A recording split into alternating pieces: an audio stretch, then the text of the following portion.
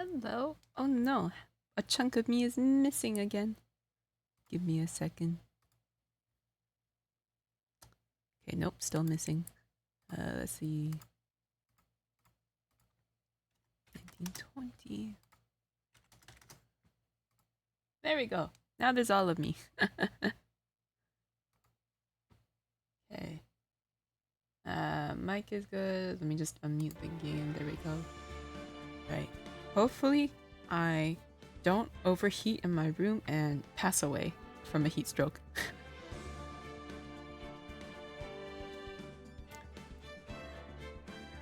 Okay, I don't remember what we were doing. All I remember is that we now get to play as Edgeworth. I should pull up the walkthrough. I'm gonna do that really quickly. What is this? Trials and Tribulations.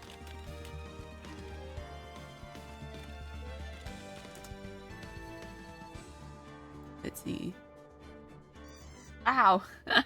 Hello, Olga. Thank you for the plahage.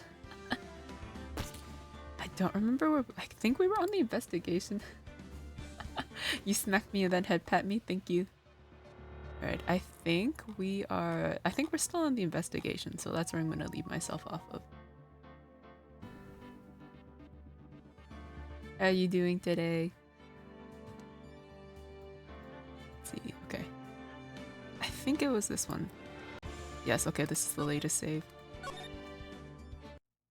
A little bit into mood swings today. Ah, I feel that. I notice it happens a lot more often though when it's like around like my time of the month and like the hormones are rampant. Resting at evening, how am I? I'm doing okay. I came from like I was like outside a few minutes ago, so like my body's still adjusting. So I'm like overheating just a little bit. Okay. I think last time I remembered we just finished investigating this scene. Is there anywhere else we can go? Okay, it's only either here at the main hall. What do I have on me? The sword and then the victim's staff. Maybe Sister Bikini. Bikini.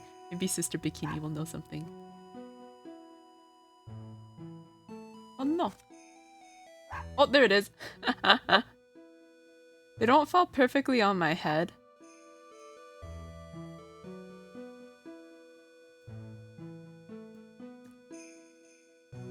Cause like I had to like make it a custom object. You like attached sound? Yeah, I had to figure out how to like make it do it just when it's colliding. Cause I was having problems with like they would stack on top of each other, but once the first one breaks, like all of them would still make the sound, so it would just be very loud. But yeah. Is it working? Yeah, okay.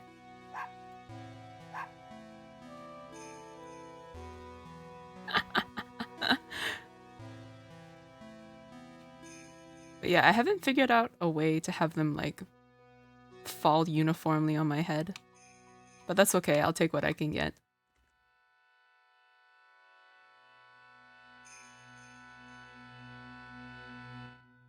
Yeah, I attached the sound in well, I was going to do it in Unity, but then yeah, like I said, once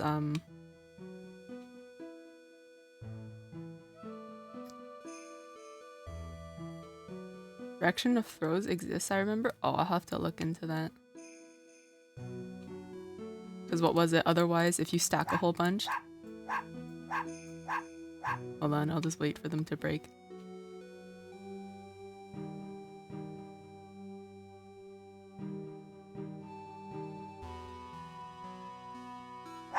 Yeah, that happens, and I was like, ooh, no thank you.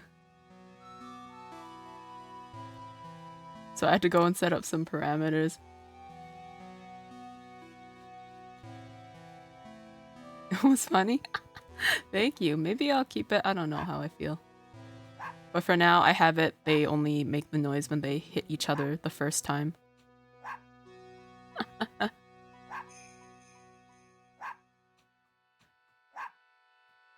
The funny thing is, I haven't even played Undertale. Okay, does she know about this? Apparently is here. Oh, she doesn't know about it. Let me see. Well, as you may know, in order to see reality for what it truly is, we strive to break our attachments to much of the transient material realm. I didn't understand any of that. I guess you could call— oh my god, wait, no, we've been through this. Food attack? Oh my goodness. I should have like a food fight redeem or something. Because that's where I got that hot dog from, was like that big free pack of Unity assets of food. Okay, we've been through this. Is there anywhere else? We can go to the court. Let's go to the main gate. Oh, there is something happening. I don't see Larry anywhere. Maybe we scared the poor kid away. His heart was shut tight with a number of psych locks. I guess I'll have to look for him now. What a thorn in my side. I like how he calls them psycho locks. And I don't know if that's intentional or not. A lot of good stuff on Booth or Suvi's Discord. Yeah, honestly, the amount of stuff I've yoinked from Suvi's Discord. I was like, a breathing graph? Let me yoink that. An arm sway graph? Let me yoink that. God bless, I don't have to code any of this or do the math. Okay, so we're looking for Larry. Is he here? No.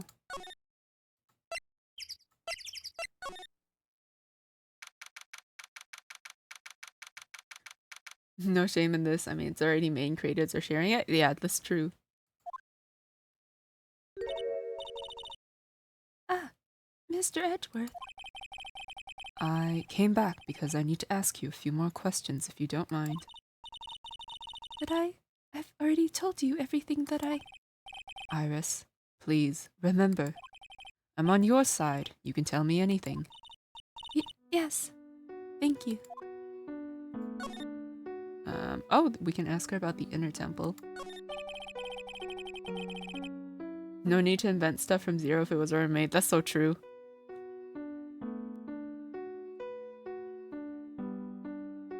I just finished speaking with the head nun of Hazakura Temple. She testified very clearly as to what happened. She said she saw you stab Miss Elise Dunim with a sword. And one other thing. She said that when Maya Fey began her training at the Inner Temple, you were there as well. What? When I spoke with you last, you claimed that you never went to the Inner Temple. And yet Sister Bikini says she met you at the Inner Temple that very night. But I didn't go there. I didn't go to the Inner Temple last night. Looks like she's unwilling to tell me the whole truth. Wonder if I'll find the answers I'm looking for if I break those psych locks. I don't know if I have everything. Although I don't think I have any other choice. You know what, let's save and we will try. Oh, hello Reslin, thank you for the headbat. Welcome. How are you doing today? Alright, we're gonna attempt to break her psych lock. Because I don't know if we have everything. She had like 4 or something last time I checked. No, it was just 2. Okay, never mind. Okay, I was frightened. Since I've been handed this case, it is my duty to dig up all the answers. Understand? Good, how about you? I'm doing alright. Significantly less sweaty than I was 5 minutes ago. Yes, sir. The smallest flame could sometimes bathe a case in a whole new light. In my years in court, I've seen it happen over and over again. That's why I'm committed to searching until I have those answers. Now then, is it really true that you didn't go to the Inner Temple last night? Yes, I swear. I already told you that. Yes, you said you didn't go because you were frightened. That's right. If that's the case, then the obvious question is, what were you so afraid of? Hot over there at the moment? It's mostly because I went from outside to inside. Right now it's like, well, we're in the evening now and like the sun sets in an hour, so it's like, the weather app says 23 degrees Celsius right now, which isn't too bad. I start dying in the high 20s. Iris, I wonder, is this what frightened you so much that you couldn't even leave your own room? Was it this note? That's all I can think of. I don't have anything else. I think it's this note. I found this in the main hall. It is addressed to you. That's... Well, Iris. Why are you glaring at me like that? You were scared of the blackmailer who wrote this to you, isn't that correct? Ah! Was it the evidence or the power of my glare that broke that lock? Oh well, I don't suppose it matters either way. But Mr. Edgeworth... Yes. I thought that letter was just someone playing a prank on me. A prank? Well, yes. After all, even if I did have a secret, there's no one to tell it to that would cause me any grief. I wonder about that. Sister Bikini's like a mother to me. I would never hide anything from her. No, you may not have anything to hide under normal circumstances. However, last night was different. Unfortunately, I don't know the exact nature of your secret yet. However, whatever it is, there's one person you don't want your secret told to. Is it Phoenix? Like, I can't think of anybody else. Or is it perhaps Maya? It's pretty hot for here, especially in the evening. Really? Yeah, because pretty soon it's gonna start getting to like 30s during the day, and I'm just gonna melt into a puddle. I think it has to be Phoenix. She's the only one only person she would run from. Phoenix Wright. You mean something to Wright, it seems. And I can tell he holds a special place in your heart as well. That's why you didn't want him, of all people, to know your deep, dark secret. Well, what do you have to say? I should have expected as much. Especially from a friend of his. I'm still trying to figure out how she feels about Phoenix. Because she did use him. Peak here is usually like 23 or 24, which is just nice. Oh, I wish. Yeah, no, lately, eventually, once it gets really hot, it's gonna be like 30. Maybe past that a little bit. Like, yeah, I don't know. I just remember it's gonna get hot. And walking outside will result in me being vaporized. I'd probably die. Yeah, me too. That's why I stay inside, and then I only come out in the evening. And then the only problem with that is the mosquitoes come out and they like to munch on me. Speaking of which, I have one bite so far on my elbow, and it's a very inconvenient spot because I can't, well, I guess it's summer, so I can just live off of short sleeve t-shirts, but still, it is painful. After dinner, this letter was waiting for me in my room. As I said, I was frightened by it. What is this heavenly hall the letter mentions? It's a small mountain shack at the base of Dusky Bridge. A small shack, huh? It's more like a broken down shack that no one would ever want to go near. Where is it on this map? Okay, this is the bridge. Oh, yeah, it's just down there. It's around here. To get there, you must follow a small path down from Dusky Bridge. The reality is, to get to the inner temple, I had no choice but to cross that bridge. But the thought that such a terrible criminal could be lurking at Heavenly Hall.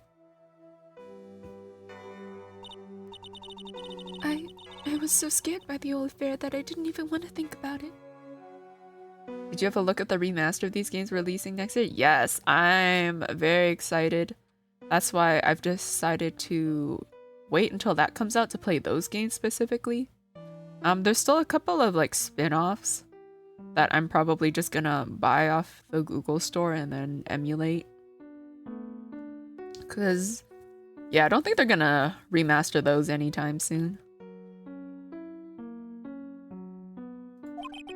So, this is the secret that you locked away in your heart.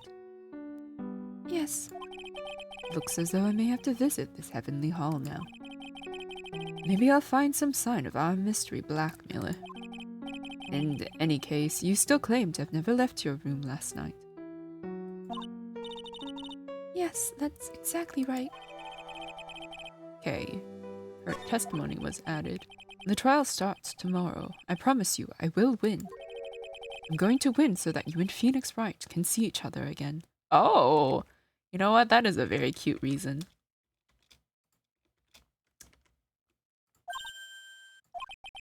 But when I do, you must promise me that you will tell him your secret. But it's pointless. Why would you say that? Because I may know who Phoenix Wright is, but he has no idea who I am. Oh? What? What happens if I present Phoenix Wright to her? Mr. Wright, how bad is his cold? Well, his fever is very high. As a result, he's rather confused. He's worried about Maya, who's still trapped in the inner temple. And he's quite worried about you as well, it seems. Really? Yes. Naturally, once he recovers, I'll pass the baton back to him. No, don't. I'm sure that Mr. Wright wouldn't want that. He wouldn't want to defend me. Oh.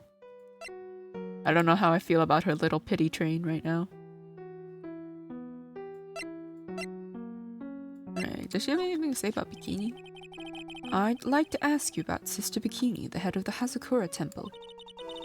She raised me as if she were my real mother. As if she were your real mother? I was left at Hazakura Temple when I was just a small child, and she's taken care of me ever since. Forgive me for sounding rude, but what about your family? I'm sorry, but I'd rather not talk about this.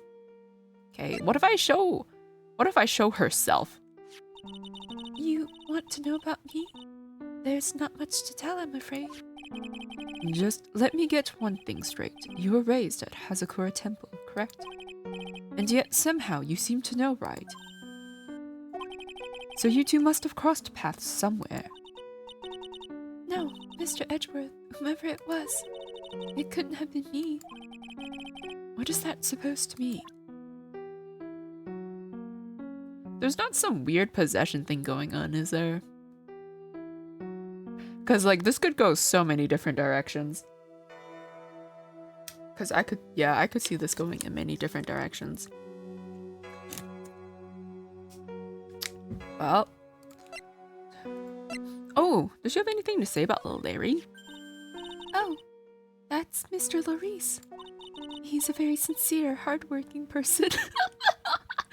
Oh, that's not how I would describe Larry Butts, but alright. He was kind enough to draw a portrait of me. Knowing Larry, this woman is exactly the type he would fall in love with at first sight. He's not wrong about that. Okay, what about the victim? That's Mystic Elise Tunim. She's a picture book author, or so I've heard. Does she come to Hazakura Temple often? No, this was her first time. It's just that she was a very important visitor. Is that so? Yes, Sister Bikini told me. Be certain not to offend her. The victim is Elise Dunim. The prosecutor's office still doesn't have much information about her, it seems. What if we ask about Maya? Oh, this is the woman who was to undergo training last night. She seems like a very strong, reliable woman. Whatever else anyone has to say about this Iris woman, I can't exactly say she's the best judge of character. Yeah. What about Pearl? Pearl's still missing, isn't she? This is the trainee's younger sister, correct? She's cute as a button, and she seems to really love mashed potatoes and gravy. Oh. She even said she was going to have the leftovers for dinner the next night. And then she took the leftover potatoes and the whole pot of gravy with her to her room. Pearl is me. I do love me some mashed potatoes, I'm not gonna lie. That's quite an appetite for such a little girl. Well, she is growing, edgy boy. She is a growing girl. She's 9. She's growing. She seems almost too nice. Yeah, compared to what we've seen from her, like, I don't know, man. Right now, I'm not sure how to feel about her. So, I guess the next step is to go visit the Heavenly Hall. Wonder what this... Oh! This is where Larry stays, huh? I see the portraits. I see the flags. I know where I am. Oh my goodness. Wow. Not much of a view down here, huh? It's still better than the view from my apartment, though. Someone's here. Hide yourself, detective. Oh, why? Why does this always happen? I knew it was Larry. Whenever I find a girl I like, they always run away. I even chased one of them to Japan. Next it's going to be prison, I guess. I'll steal that detective's wallet and that'll get me locked up for sure. Nah, I can't do that to someone who looks like he's down on his luck. He's just talking to himself. Shh. Be quiet and listen. I knew it. I shouldn't have done that. I blew it again. Done that? What did he do, I wonder? Hi, you. At what you just said, I got an objection. What the... Edgy, you dirty rat. Shoo, you oaf. I'm sorry, sir. Before I knew it, I was shouting out objection. And in a loud, commanding voice, too. I even pointed with my pointer finger. You've watched too many trials. I'm sorry.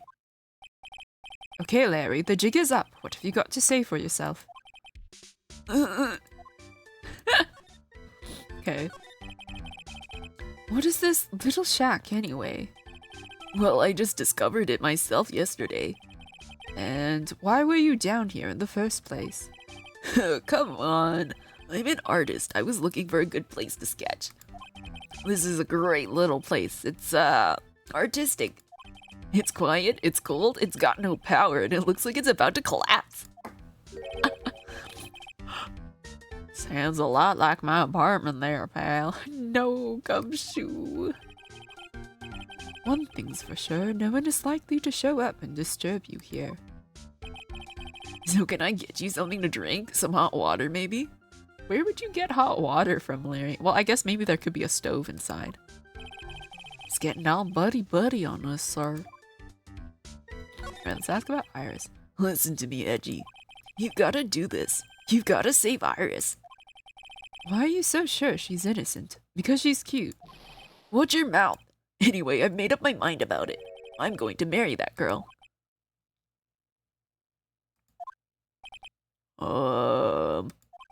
Mr. Edgeworth is pretending he didn't hear you, so I'm gonna ask for him. Have you already asked this girl to marry you? Oh no, not yet.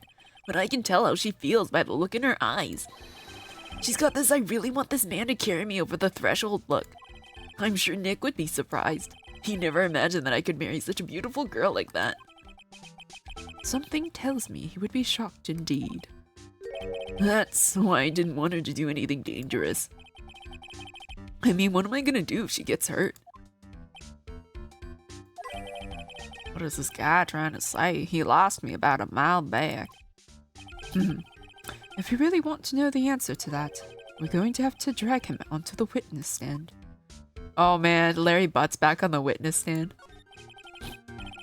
Come to think of it, you still haven't answered my question.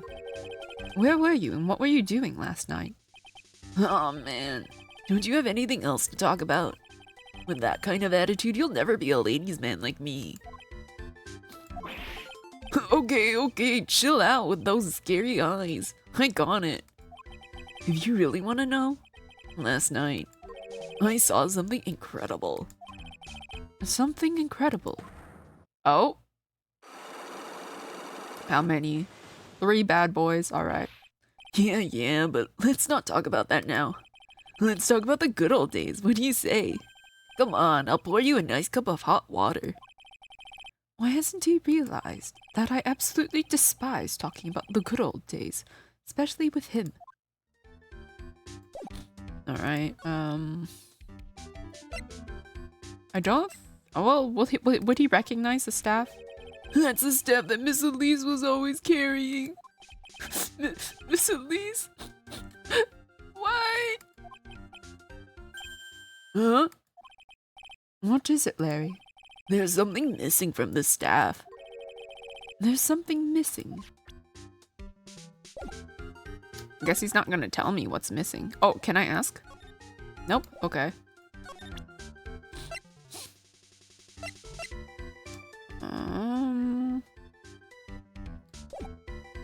Maybe if we just show profiles, unless we've already gone through this though. I have a feeling that she's hiding something. Could be. After all, she's shy and gets embarrassed pretty easily.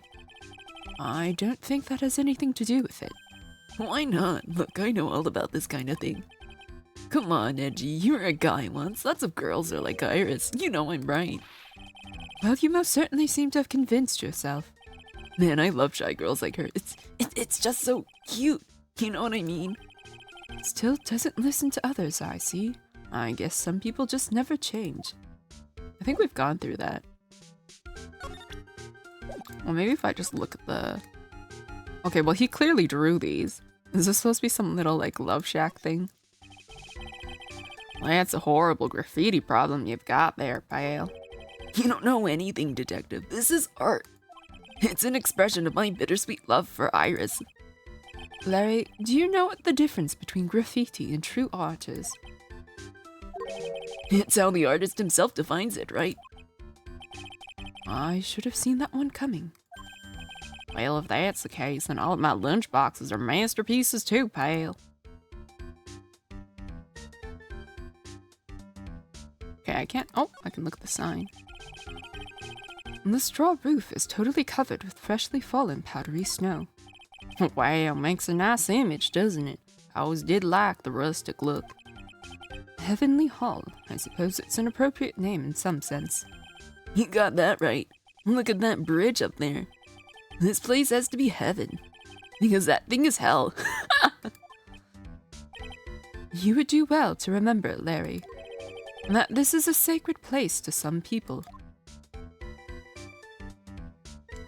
He's got shrines set up in there, I reckon, with their hair. Oh my god, yeah, he has some Iris shrine set up in there. I can see that. And these go all the way to Dusky Bridge. It's a pretty long but easy walk. I fell down 4 times on my way down here, sir. That's me. Oh, sorry about that, Detective. I ate 4 bananas and tossed their peels on the stairs on the way down here. What, Larry?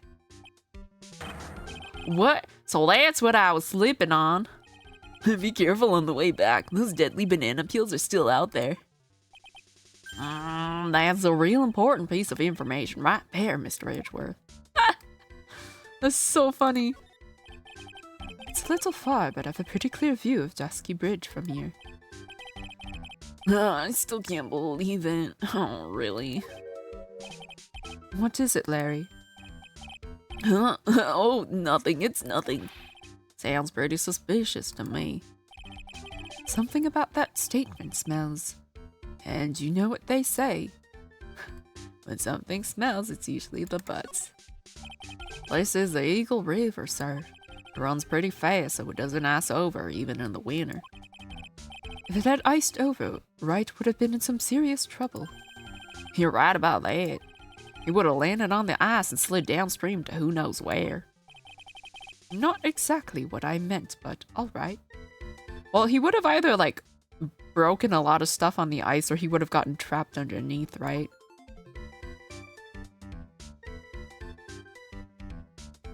What are these flags? What is this festive-looking ornament? It reminds me of art class in grade school. We used to have a lot of fun decorating the classroom with origami, remember? Well, Oh yeah, you were never any good at it. Really? Yeah, this guy was so bad he couldn't even fold a dollar, let alone a crane. Everyone tried to comfort him, but he would just sit there sobbing. Edgeworth Lord, be quiet already. I'll never forget the shame of that day. You want a crane? I can now make a perfect 1/4-inch crane without a single flaw. You know, Edgy, Nothing for nothing, but a quarter-inch crane without a single flaw is not easy. Yeah, that's quite a feat, Prosecutor Edgeworth. Oh, this is exactly why I hate childhood friends. Oh, that's so funny. Alright, I don't think there's anything left to look at. The night of the crime. I don't think I have enough to break his locks. Okay, he doesn't know anything about that. About the sword. This is autopsy. No, note to Iris. Weather data. Photo of Elise. Oh, can I show him this?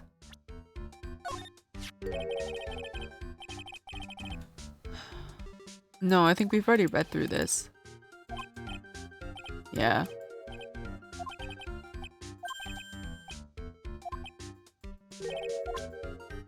Okay, so we've already gone through that.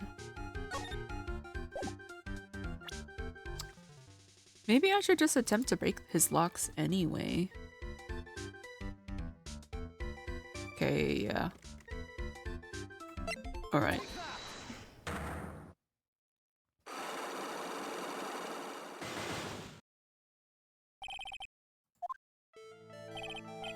Alright, now you're going to tell me what you really saw last night. Whoa, you're really upset, aren't you, Edgy? Okay, I'll talk. Huh? That was a bit too easy. Yeah, anyway, it was awesome. Never seen anything like it. And around 10 o'clock last night, it started thundering. I'd been sleeping. I'm not sure for how long. Suddenly, zing! The world in front of me went white. Like I'd just been slapped in the face by my old girlfriend, Naomi. And then it was on fire. The bridge was on fire. Dusky Bridge caught on fire. Are you saying you saw it with your own eyes? Hey, why are you giving me that evil eye? I'm telling the truth. There are still 3 psycho locks remaining. That means he's still trying to hide something. By the way, Larry, where were you when you saw that happen? Where you say? What do you mean? What do you mean? What do I mean? Just answer the question. I was in my own room by the main hall. Where else would I be? As usual, you're as transparent as an empty jelly jar. The problem, I suspect, lies there. There? What do you mean, there? It's impossible for you to have seen a lightning strike Dusky Bridge from your room. Guess I have to show the map or something. Where is it? Temple map, because that's there, and that's because it's all blocked. This is a map of the area. Take a look around the vicinity of Hazakura Temple. What am I looking for? I think that should be fairly obvious. The main hall is surrounded by trees, and it's impossible to see the bridge from here. What? Why didn't you tell me that before? Well, how about it? How about what? Do you feel like talking now? About what? It looks like it won't be that easy after all. You leave me no choice. I'll have to move on to the next step. You weren't in your room at the temple, so then where were you? You don't know that I wasn't in my room. So where was Larry, and why was he there? If I've read the situation up to this point correctly, the answer is fairly obvious. Very well then, let's test my theory. The place you witnessed lightning striking Dusky Bridge was from here. Okay, it has to have been Heavenly Hall, and he was waiting for, Iris. The place you saw the lightning strike from was naturally Heavenly Hall. Why would I be hanging out in this old shack? It's freezing cold, there's no electricity, and it could fall apart at any minute. Larry, how do you know that anyway? How do you know there's no electricity? After all, it's not that dark yet. In other words, you have just provided evidence to prove my theory. My theory that you've at least once in your life visited Heavenly Hall after sunset. I have to admit, I'm impressed, Edgy. You're in a totally different league from Nick. That's nice. Now, tell me, What were you doing at this cold little shack last night? That's what you might call a fair decor. I think you mean affaire de corps. Ah, matters of the heart. Could it be you were waiting for someone? Oh no. You really are one scary guy, you know. I believe that last night you were waiting for this person to come meet you. Okay, has to have been Iris then. My nose is very blocked for some reason. Black. There's only one person you'd wait for in a horrible place like this, Larry. I told you before, don't call me Larry. The person you were waiting for was Iris. Oh, suddenly I feel cold all over, Edgy. No doubt because of my chilly glare. So you think I got the hots for Sister Iris, huh? Do you have some kind of evidence? You got something that proves I was waiting for her? Or are you just guessing? This is where I draw the line in this and end this ridiculous little game. Here's the evidence that proves you were waiting for Iris. There was that note. Here's your evidence. You called her to this spot with a pathetic blackmail letter. Oh, hey, give that back. You're embarrassing me. What are you doing with that anyway? That's not important. I misjudged you, Larry. What do you mean? Taking advantage of a woman's frailty like that, you should be ashamed of yourself. Oh! First of all, what's this at the top of the letter? It says salutation here. Well, that's what it said in that book, Letter Writing for Dummies. You're not supposed to actually write that. That's where you're supposed to write, Dear Iris. I'm so sorry. Poor Larry, he's got like 0 riz. Alright, the night of the crime. So you were here in Heavenly Hall last night, weren't you, Larry? And you saw the lightning hit Dusky Bridge, didn't you? Sorry, Edgy. Sorry doesn't cut it, you scumbag, threatening a young lady like that. Oh. Wait, hold up. What now, pal? What are you talking about? What threatening stuff? I'll tell you what, you tried to scare Iris by threatening to expose her secret, pal. What do you mean threaten? When did I threaten her? Unless you want your secret to be exposed. That sure sounds like a threat to me, pal. Blackmail, in fact. Give me a break, it's a love letter. Haven't you ever been in love? What did you just say? My love for her burned so hotly it could melt all the snow on this mountain. Oh, then what is this secret you mentioned? Come on, Edgy, don't you get it? I'm talking about the secret love between her and me. Obviously, she wouldn't want Old Lady Bikini to know about it, right? About our hot and sour, bittersweet love affair.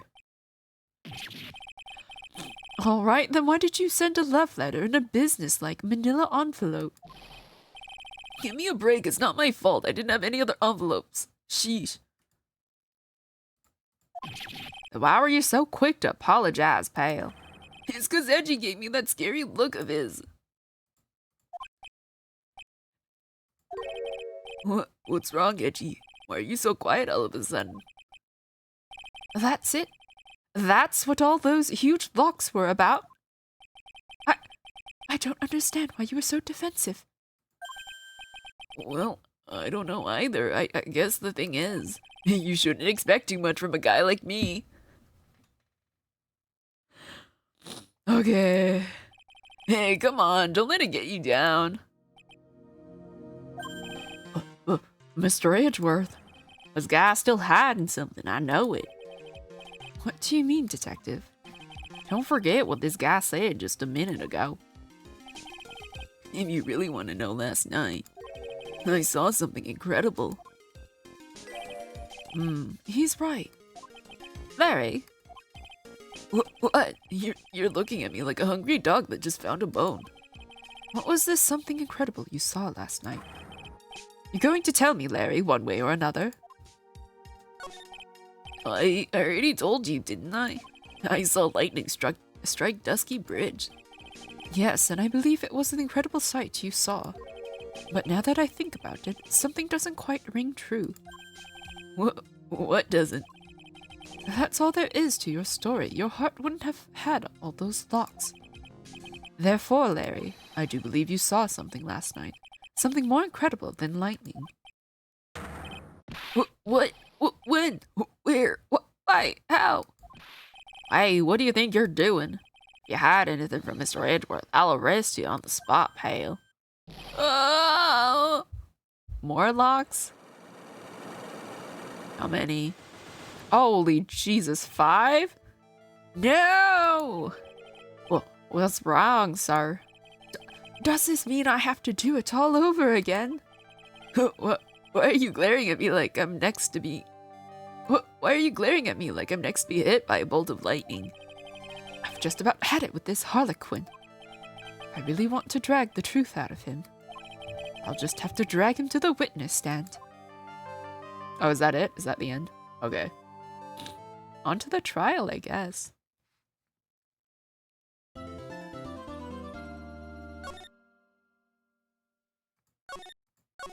I can't wait. I can't wait to see him in court. And there's gonna be that other judge. I don't know if they'll find Goddard in time. I think they said he disappeared. Oh my, Mr. Larice feels that way about me. Apparently, he isn't aware of your real secret at all. This is no time to be embarrassed. I'm sorry. I'm just hardly accustomed to that sort of thing. Oh, hi, Annie. Worry not, and in any case, whatever it is that he saw on the night of the incident, mark my words, I will drag it out of him. Does that mean Mr. Larice is a witness today? No. I believe that none will be the first to take the stand. Sister Bikini. She claims to have seen the very instant in which you carried out the crime. I just want to ask you one last time. It really wasn't you who killed Miss Elise Dunim, correct? That is correct. It wasn't me. Very well, then. Mr. Edgeworth? Yes. You are a prosecutor, aren't you? Are you sure about this? If your true identity is revealed. Don't worry, I've made the necessary arrangements. I see. Iris, it's a prosecutor's job to doubt people. But right now, I am a defense attorney. A defense attorney's job is to believe in people and to believe until the bitter end. That's what my friend told me once. Mr. Edgeworth? I simply ask that you watch and decide for yourself whether or not I am fit to do the task I've been entrusted. Very well, sir. I leave my defense in your capable hands.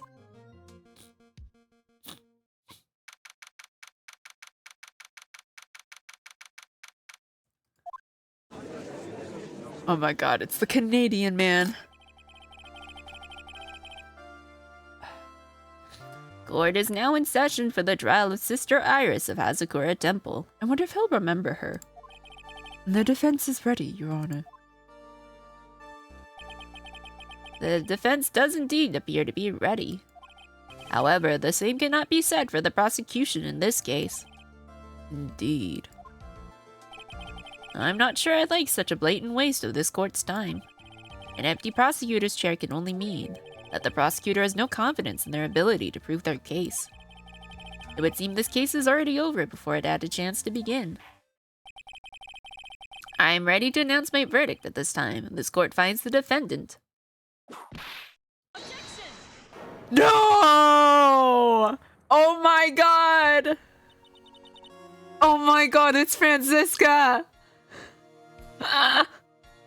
No fucking way. No fucking way. She's back.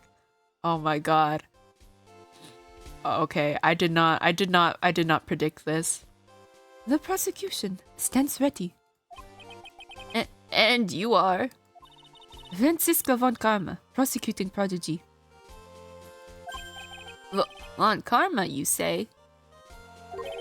Perchance you wouldn't be of any relation to the legendary prosecutor Manfred von Karma. Legends are a thing of the past. I am a von Karma. That is all. On a special request, I flew in today for the purposes of prosecuting this case. You did? Then you must be quite a big shot, eh? By the way, Mr. Edgeworth. Yes, Your Honor. I'm almost certain that I've seen you somewhere before, or am I just imagining things? You look very much like a prosecutor I met once. I believe you are imagining things, Your Honor. Miss von Karma, do you have anything to say? Oopsies, I accidentally hit the options. There's no such weakling as this man among those of the prosecutor's office. There isn't? But I'm sure, once before— I told you, there's no such weakling. What is that? A whip? I'm not sure I care for such a thing in my courtroom. Bailiff, remove that whip at— I have no objection to the whip. You don't? The prosecution can wield a whip or drink 17 cups of coffee. But there's still only one truth. That is what I stand here to prove today. Oh no!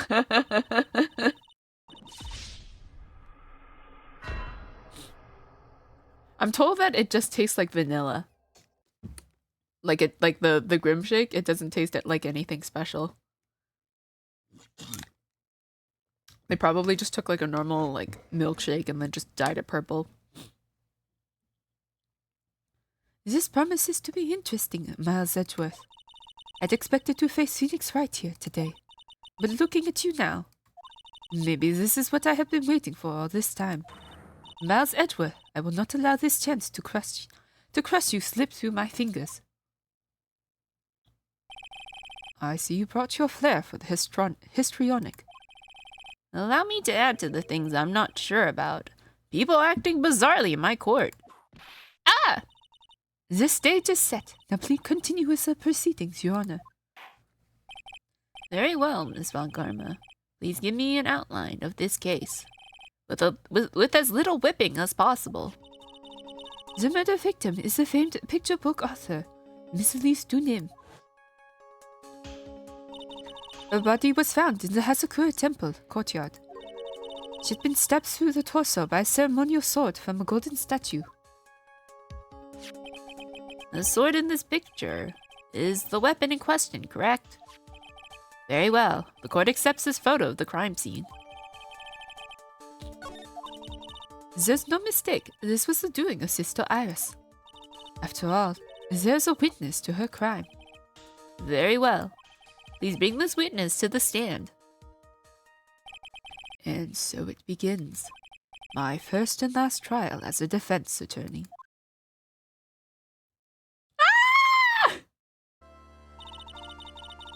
She's too short! Hold on, I got an emulator.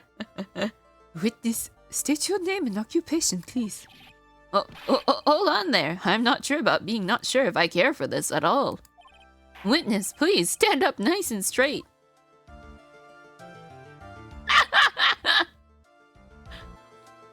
If I recall correctly, there are a few milk crates in the defendant's lobby for our back pain-plagued witness. Oh, her back hurts. That's right. I forgot she has back pain. She's probably like hunched over. She's shrimping like I am. Bailiff, fetch a crate for this poor lady, please. Somebody steal an office chair for her or something. Once again, your name and occupation, please. Little old me. Well, I'm the head nun of Asakura Temple on Eagle Mountain. My name is Bikini, you got it? Bikini. Nice to meet everyone. But you don't appear to be wearing a bikini right now. Oh! The courtroom is the garden of holy judgment. Those with lechery in their hearts should leave the sanctuary at once. You want me to leave? No need to get your bikinis in a twist. Let me tell you, I'm a sight to behold in summer. I definitely needed that picture in my brain. In any case, witness, I hear that you saw the crime take place on the night in question. That's right. I can still hardly believe it myself, to be honest. There's no way dear little Iris could do anything like that. Let us hear what you have to say then. First, tell us about your own movements that night, eh? This is a slight against all Canadians. I'm so offended. I don't think I've ever pronounced about as a boot. It must be maybe an Eastern Canadian thing. I don't know.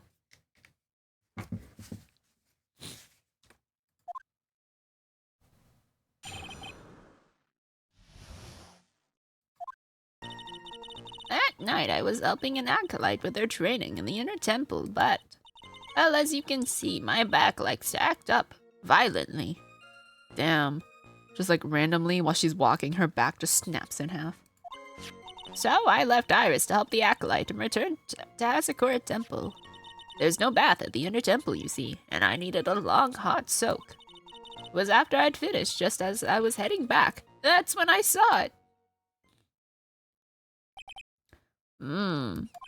So it was simply coincidence that you found yourself returning to Asakura Temple. Yes, you could say that. If my back couldn't have been in so much pain, I would have stayed at the inner temple. Oh, give me a second.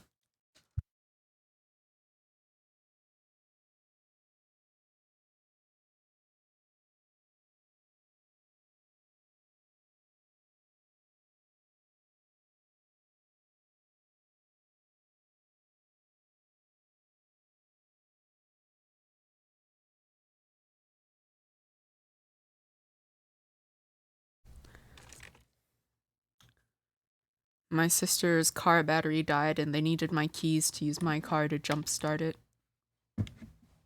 Alright, where were we? That sounds like a pretty important statement she just made.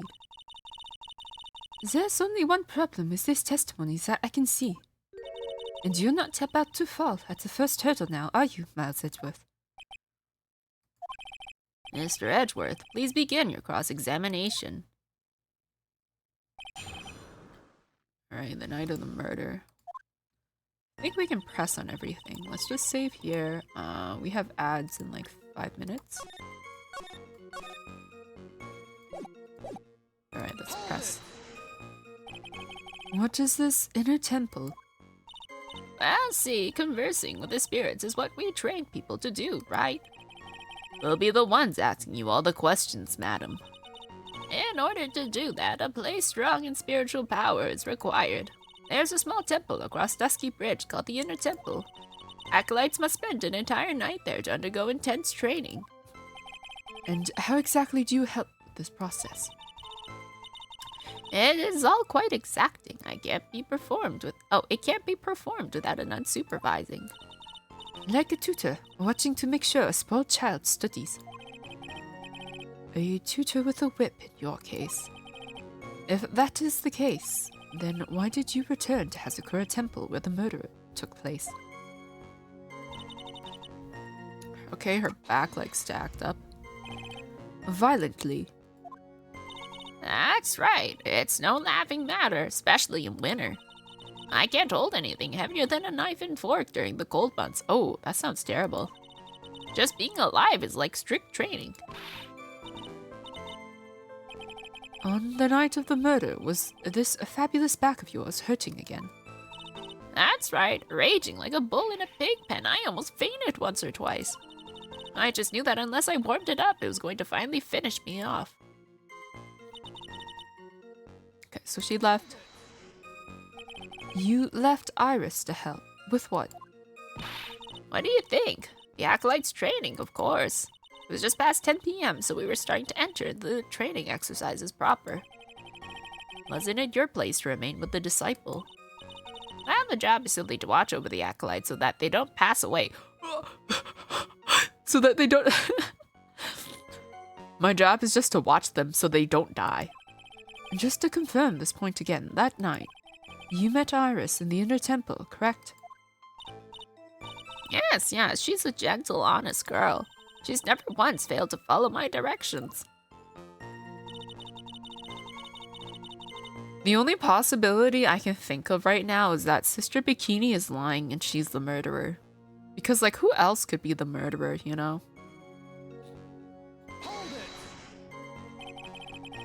So you returned to the Hasakura Temple in order to take a bath. My back is to blame for everything. It's a do or be done in kind of world, after all. Or... the only other option I can think of is that maybe, like, some weird ghost possession thing happened. And a ghost is what killed, that woman. But I don't know. That doesn't sound very plausible right now. It's a do or be done in kind of world, after all. How long were you in the bath for, if you don't mind me asking? My, what a filthy little broke you are. I know what's on your mind. I bet your next question's going to be, where exactly did you wash? Ah, this is why you have to watch the young ones. What are you going on about? I wasn't... Pathetic. Miles Edgeworth. The lowest of the low. Is there some sort of kick-me sign stuck to the defense's bench? He finally gets a taste of his own medicine. Anyway, I can't afford to be away from my post for too long, you understand, so... Okay, it was after I finished, that's when I saw it. The crime took place in the courtyard, correct? When you go from my room to the main hall, you have to take a winding hallway from which you can see the courtyard. That's right. In other words, it was pure coincidence that the witness saw the crime taking place before her eyes. There was no complicated setup in this case. That certainly seems to be true. There is indeed only one problem with this testimony. If I can clearly point out what it is, then I can begin to quantify just how good this witness's memory and observation skills are. Alright. Ads are starting in like 15 seconds. I'm gonna run them now. And that's gonna be 3 minutes for those of you who do have ads. And I'll just start them now, and then we'll wait until those are over to continue the game. As for now, I guess I'll just be skimming through and trying to find the contradiction. Okay, what is the contradiction? Is it the one where, like,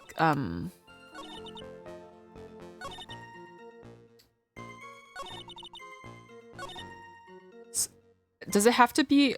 Well, the thing is, I do have Iris's testimony that she stayed. So, I guess that can be the only contradiction I can think of, is, like, Iris's testimony where she says she stayed in her, She said she rang out the bells at 10 p.m. and then was in her room until the murder was discovered. That's the only contradiction I can think of, and that might be what I have to go with.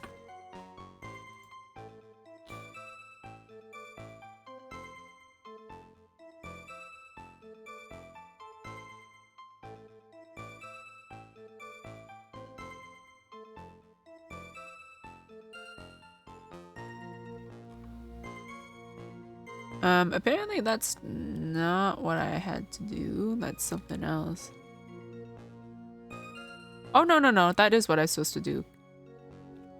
Okay. We'll wait until there's still 2 more minutes left. Alright, what else do we have? 10 to 11 cause loss of blood from stabbing back. Body fell 10 feet after death. Why is, like... I don't understand why no one's concerned on, like, how, like, Pearl is still, like, not found. I mean, I guess she could be with Maya over across the bridge, but, like, we don't know that. Okay. I'm so excited for when Larry comes back onto the witness stand. Has he been whipped by Francisca yet? I don't remember. I don't think he has. Okay, so one of my theories is that, like, maybe there was a supernatural thing going on, but, like, I don't know if I want to believe in that. I was thinking, what if maybe, like, Pearl accidentally channeled a spirit, aka the dead sister of Dahlia, and then killed Elise. But then I don't know what the motive would be then, because that doesn't make sense. know what? I'm a bit stumped on that. I'm trying to figure out what reason anyone would have to kill Elise in the first place. All we know about her is that she's a picture book author. So I don't know how she's related to anything.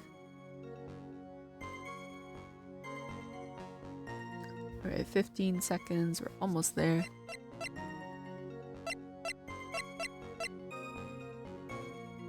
Yeah, she's still missing. I'm still very confused though why, like, no one's freaked out more about Pearl. Although I guess there isn't anyone that's super close to Pearl that's, like, available right now. Because Phoenix is in the hospital. Maya is trapped at the Inner Temple, so there's not really anybody to, like, freak out for Pearl. Anyways, she says she left Iris to help, but Iris said she was in her room after she rang the bell. Where is it? This one. Witnesses have to undergo their own trials, I'm afraid. The defendant's fate rests on their powers of observation and memory, after all. Well, don't worry. I'm more than up to the task. I'm a woman of faith, after all, the head honcho of Hazakura Temple. In that case, Miss Honcho, I'd like you to explain something for me. The discrepancy between your testimony and that of the defendant, Iris. She claims that after ringing the lights out bell, she went back and stayed in her room. Which means she did not go to the inner temple at all. No, she said that? A defendant or a witness? Who is more likely to lie, do you suppose? The defendant is simply lying to cover her back. But that is completely illogical. The murder was committed in the courtyard of Hazakura Temple. Claiming that she went to the inner temple would make for a much better alibi. But that is odd. Whatever the reason, I can't believe that she would lie. She does indeed have honest eyes. Ah! All people lie. That is my belief.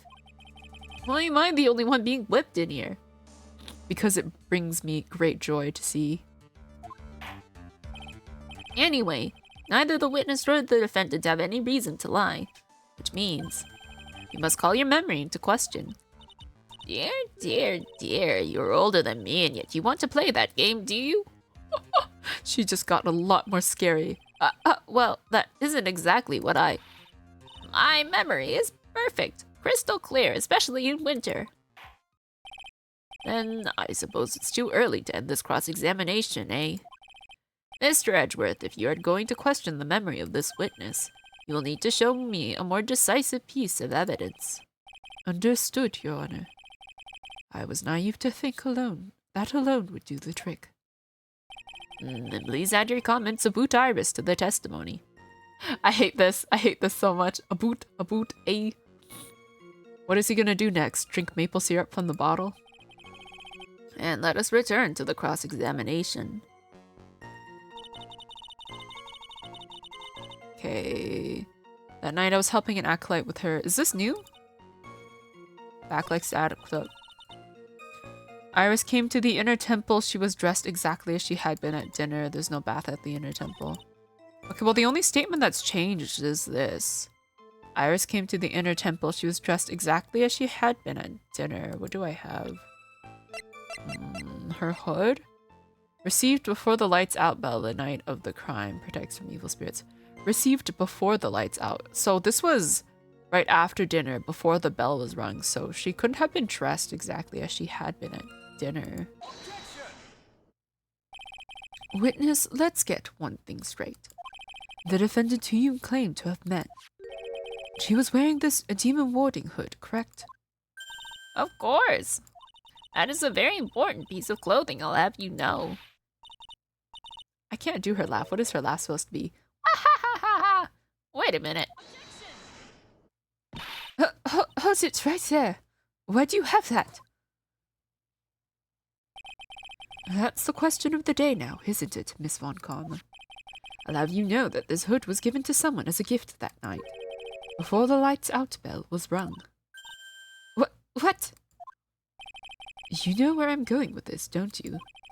If the witness had seen the defendant, as she claims, then the iris she saw should have been missing this very hood. Well. Oh my god, she's standing. I didn't realize how short she was. It's not a bad feeling at all, exposing contradictions like this. Now I understand that happy look on Wright's face every time he does it. Order! Order in the court, which I don't... Sister, this hood, you have spare ones around the temple, don't you? Spares? Well, I do tend to make too many of them. I see. A stockpile. A surplus of hoods, eh? Each nun is only given one hood. This should be the only hood that Iris owned. And this is quite strange. Ah! If there was a surplus of hoods, then she could have worn one of those. There's no contradiction here. I'm sorry to break this to you, Miss Von Karma, but you won't get away that easily. Discrepancies such as this will sow seeds in any human heart. The seeds of doubt. Witness, while I don't wish to call your testimony into doubt, you must give every detail with precision. I'm not sure I'm comfortable going along with this. Sister, you shall continue with your testimony. Tell us what you saw after finishing your bath on your way back to the inner temple. There are seeds of doubt are sprouting in the judge's heart. They just need a little more stimulation to bear fruit. Contradictory stimulation. Alright, what did she do? I finished my bath at around 11, and I thought I should return to the inner temple. And as I was walking back, I heard a noise from the courtyard. I took a look and Iris was, oh, Mystic Elise, and with that sword of all things. Mystic Elise was staying in the corner room which faces out into the courtyard. The stabbing I saw must have occurred after she was pushed out of her window. You saw a truly terrible sight, didn't you? If I was in your place, then it would be much like Miss Von Karma whipping Mr. Edgeworth in two in court. And me seeing it all from this very chair. Well, something like that. This judge, his imagination is about as vivid and creative as Detective Gumshoe. I would look as a fool if I commented on such foolishness. Anyway, this case is mine, Miss Miles Edgeworth. Calling everyone by their full name, can't you do something about that habit of yours? He does it too, though, doesn't he? Okay, finished bath around 11. How far is it from your room to the inner temple? Let me think about a moment. Oh, I didn't mean to do that. About 20 minutes on these stumps of mine. It's about 50 minutes to Dusky Bridge from Hazakura Temple. The inner temple is just beyond the bridge. Still, you never made it back there that night, did you? That's right. I was heading along the walkway toward the main hall. And I was walking back, heard a noise. You say you heard a noise? Thump! Just like that. That could only be the sound of the victim falling. It's very quiet in the temple, you know. You can even hear the snow falling from the branches. Thump! Just like that. But then, couldn't this noise you heard have been snow falling to the ground? I never thought of it like that.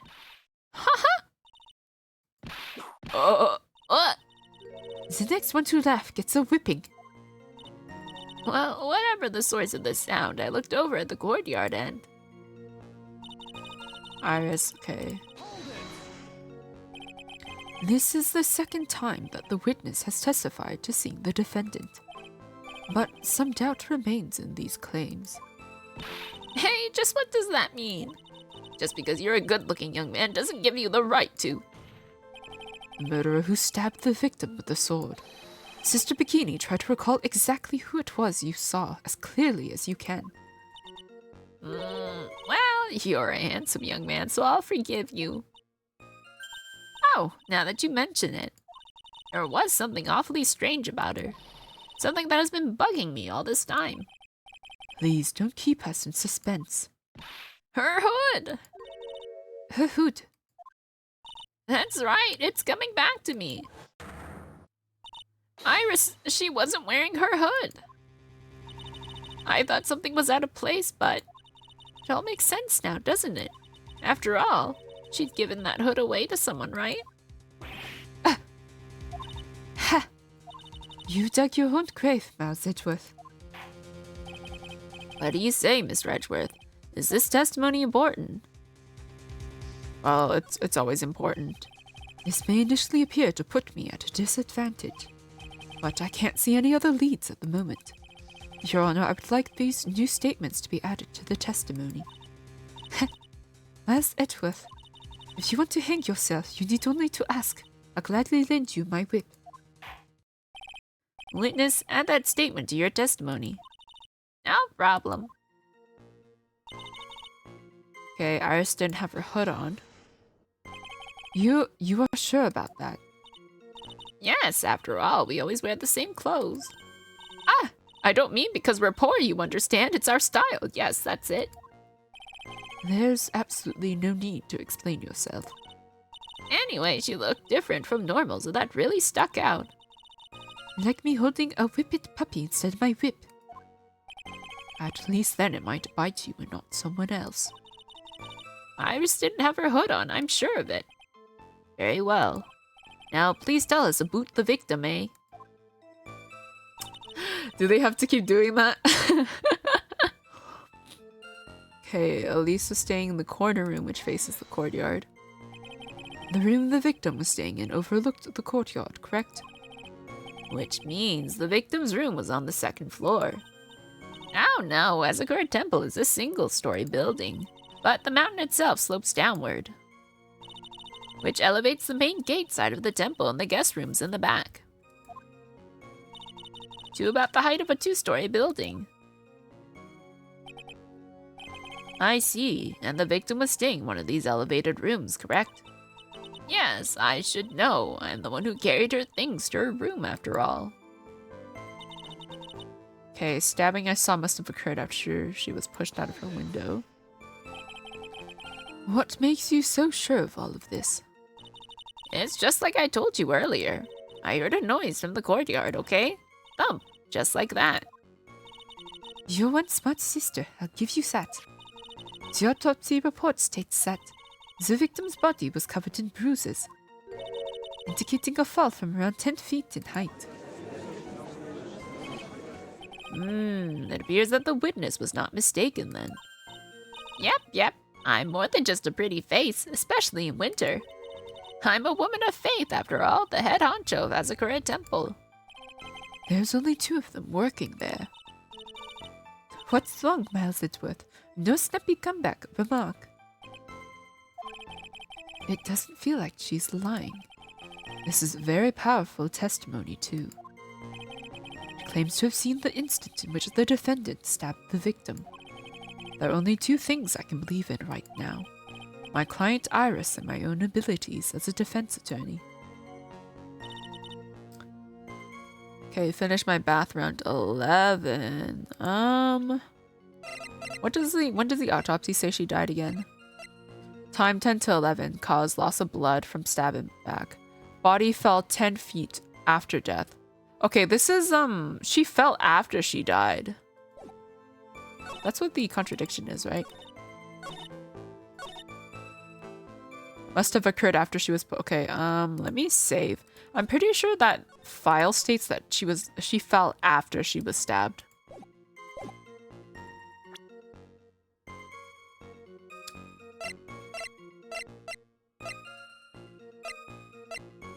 Let's see. Let's present this. Impressive logic, that's what I'd like to say anyway. Oh, please do. My brain is something else, especially in winter. That's her little catchphrase, isn't it? Especially in winter. However, I think you're overlooking one thing. Miss Von Karma, would you be so kind as to take another look at the autopsy report? The autopsy report? The victim did fall from a height of 10 feet. However, this fall was after she was killed. That's right. It says after death right here. The scene the witness claims to have seen is contradictory. If the defendant stabbed and killed the victim there in the courtyard, how did the victim then go on to take a 10-foot fall?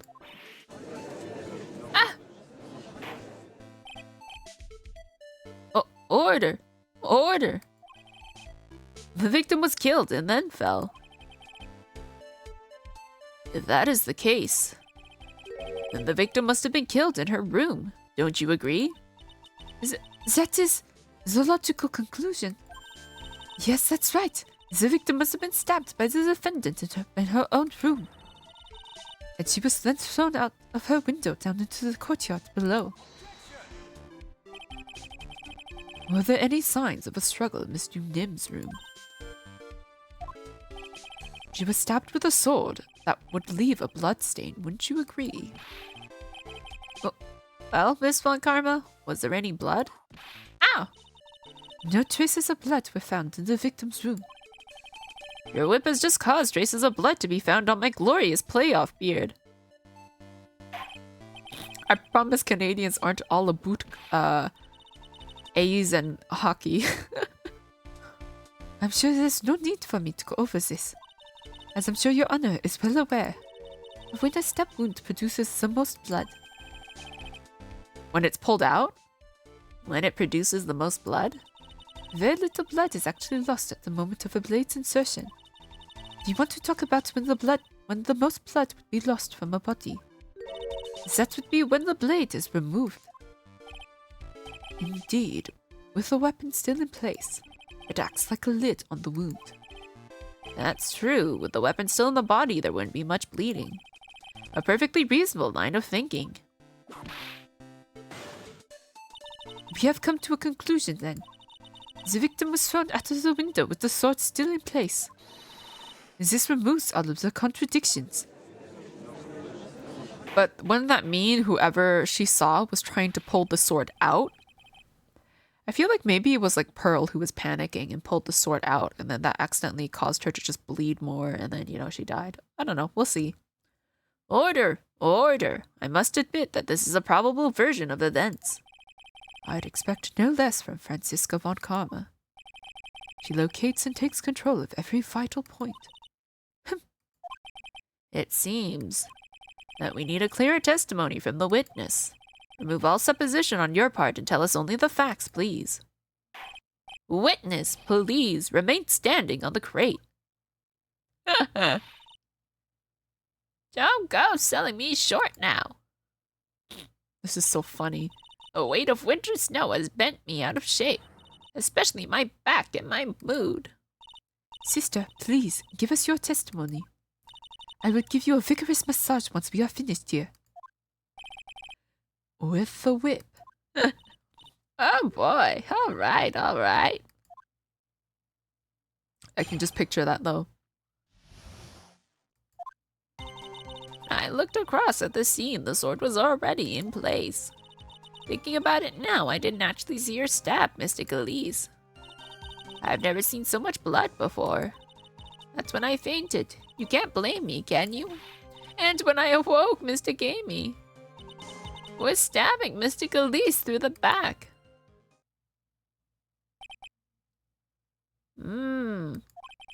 This all confirms Miss Von Karma's theory. Von Karma strive for nothing but perfection. Putting together such facts is nothing for me. You should know that, Miles Edgeworth. Perfection is an impossibility, Franziska von Karma. And I'm here to teach you just that.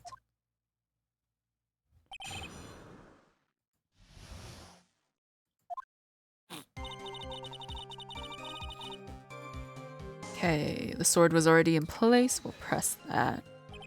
At that time, was the victim bleeding? Oh my goodness. I do that way too often, dear lord. Well, I was very shocked to be seeing all of this, of course. So I'm not entirely sure. But I don't think I saw any blood. Not then. I'm sure that you didn't. The weapon was acting as a plug in the wound. In any case, let's be clear on one very important point. Did you actually see the instant in which the victim was stabbed? Okay, I didn't actually see her stab Mystic Elise. Think carefully, this is very important. It's Iris we're talking about here. I'm thinking for all I'm worth. No, when I looked over, the sword was already in Mystic Elise's body. It might not be conclusive, but this testimony supports her theory. The victim was stepped into a room and then dropped into the courtyard. I think this proves it rather well, Miles Edgeworth.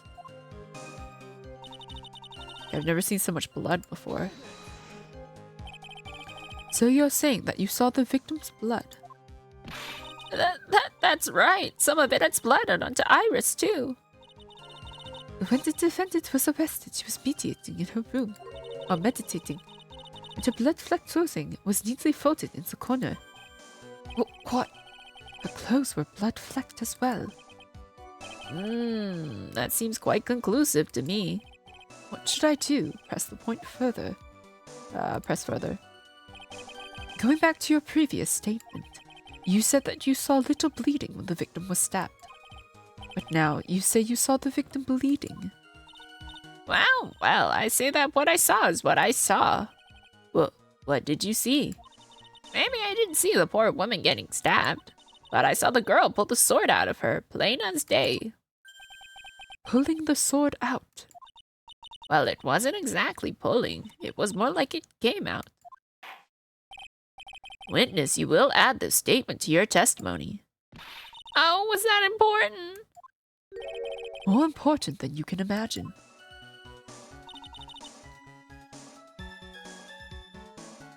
Okay, I saw the instant in which the blade plunged into the hilt was smoothly drawn out. Smoothly, you say? You're saying you saw the sword smoothly slide out? That's right. The whole thing happened right next to the gold statue of Mystic Amy. Mystic Elise was on the ground and Iris was stooped over her. The sword was buried up to the hilt. When Iris stood up, the sword in her hand just slid out of Mystic Elise's body. It slid out from that gaping wound. Ugh! It goes without saying that if the sword was removed, there would be bleeding. Nothing out of place here. Is that really the case? I can't help but feel that something about this testimony is very out of place. That something which couldn't possibly have happened appears to have happened.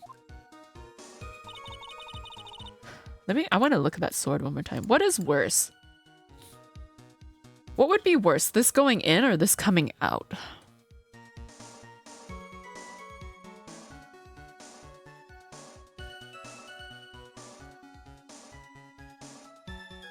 I feel like pulling this out would just shred your insides, I think. Also, I find it strange that apparently this sword was like buried to the hilt, but there's only blood on like the top half. Oh my god, is that the contradiction? Plunged into the hilt was smoothly drawn out. I think that has to be the contradiction because there's only blood on like the last bit of the blade. Like I can't think of anything else. Let's see, let's try it. Let's try it. Because if it was plunged to the hilt, there would be more blood. Sister Bikini, you are a reliable witness. At least I'd like to think so. But there are too many contradictions here. What do you mean? You make it sound as though I'm a liar. But you're a handsome young man, so I'll forgive you. What contradictions are you talking about? In the scene that the witness claims to have seen, the weapon was thrust up to its hilt into the victim. Furthermore, the killer withdrew the weapon smoothly from the body. However, both of these are complete impossibilities. What do you mean? Please, explain yourself. To start with, do you think it would be possible to stab someone to the hilt with this? No matter how I look at the defendant, she doesn't appear strong enough for that. Doesn't appear? What meaningless dribble? I too may appear to be weak and frail, but I can crush men under my heel and make them weep, should I so choose. The objection stands. I wept a little back there, I must admit. That isn't the only issue here. If this sword was truly stabbed into the body up to the hilt, well, just look at all the branches on it. It certainly wouldn't come out smoothly. That's... We also have the problem of the amount of bleeding. It's true that when a blade is left in a body, it acts as a plug of sorts. However, when the weapon is shaped like this, it's an entirely different story. The wound would be too large for the blade to completely stop the bleeding. That's nothing more than conjecture. In reality, the victim was stabbed with the... Shido. I don't know how to pronounce that. I told myself I would look it up, but then I forgot.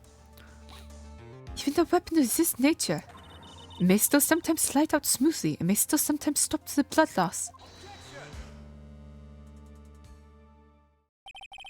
I'm not finished. There's still one more conclusive contradiction. You've still got more? This one is simple. If this sword really was thrust in all the way to the hilt, why is there only blood on the tip of it? If this witness is telling the truth, then there should be blood along the entire length of the sword. No? Order? What? Bravo, Miles Edgeworth. Raising this many contradictions from a single piece of evidence. All the other attorneys I know could only manage one, if that. But what does this all mean? You have proven contradictions regarding the murder weapon, but... Having come this far, there can only be one answer. And that is? The weapon used to kill the victim was not the Shichishiro. What? A foolishly foolish idea born from the foolish mind of a foolhardy foolish fool. Let's examine this again. What was it that made us think this sword was the murder weapon? Well... It's because Mr. Gamey was holding it. Exactly. However, if you reflect on this, that is the only basis we have to assume such a thing. The impression left by the scene was just too strong. That is what influenced us. It influenced us to believe that the Shichishiro... Oh my god. Oh, I can't. The sword was the murder weapon. Order! Order! Oh! So maybe the sword was not the murder weapon. Even if that is the case, it changes nothing, Miles Edgeworth. The sister here saw everything. She saw the defendant stab the victim with the sword-like object. That's true. Your response, Mr. Edgeworth. If that is so, I would like the prosecution to answer the obvious question it raises. The obvious question? Yes, namely, where did the real murder weapon disappear to? It goes without saying that the police searched the main hall in the surrounding area. Perhaps the prosecution can enlighten us as to if a sword-like object was found. That's... Answer the question, Miss Von Karma. No evidence of that kind was found.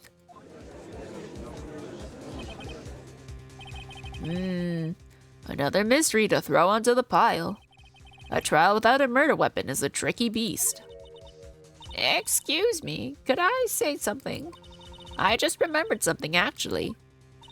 What is it, sister? I was just thinking, it's possible that just maybe what actually happened was, it was just over there. What exactly are you going on about here? The murder weapon, I mean, maybe. I think I might know where the sword was disposed of. The incinerator? Could you really incinerate that, though?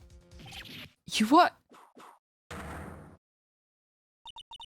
Well then, I think we need to hear testimony from you one more time, sister. Impossible. What else? What else could this old woman have seen?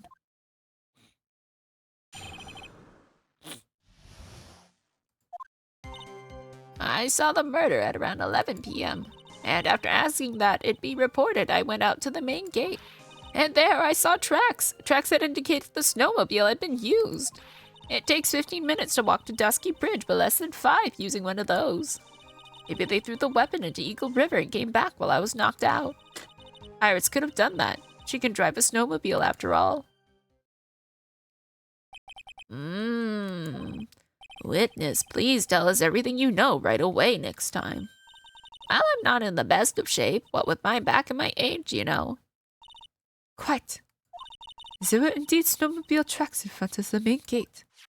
Here is a photograph.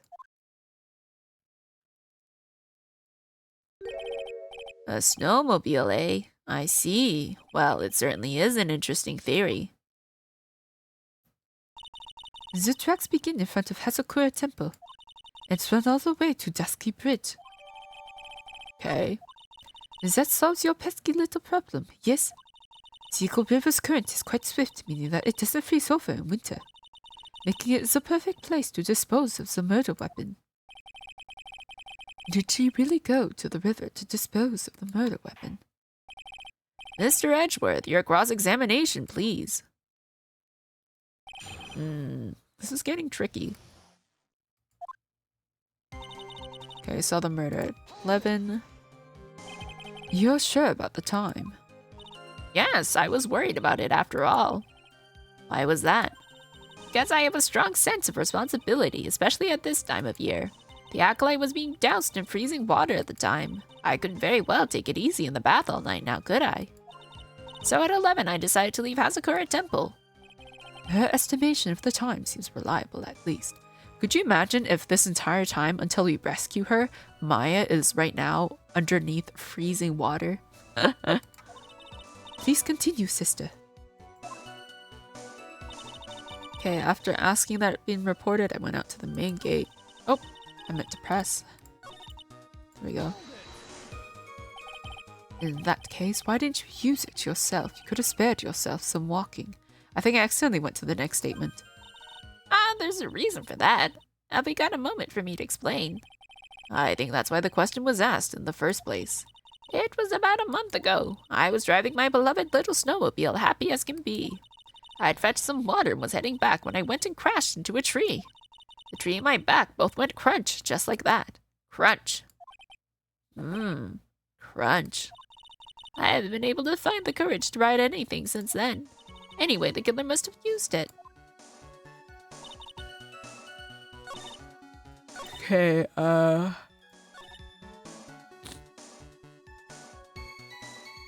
think this is what I wanted to press on. As I recall, there was a snowmobile outside the main gate when I visited.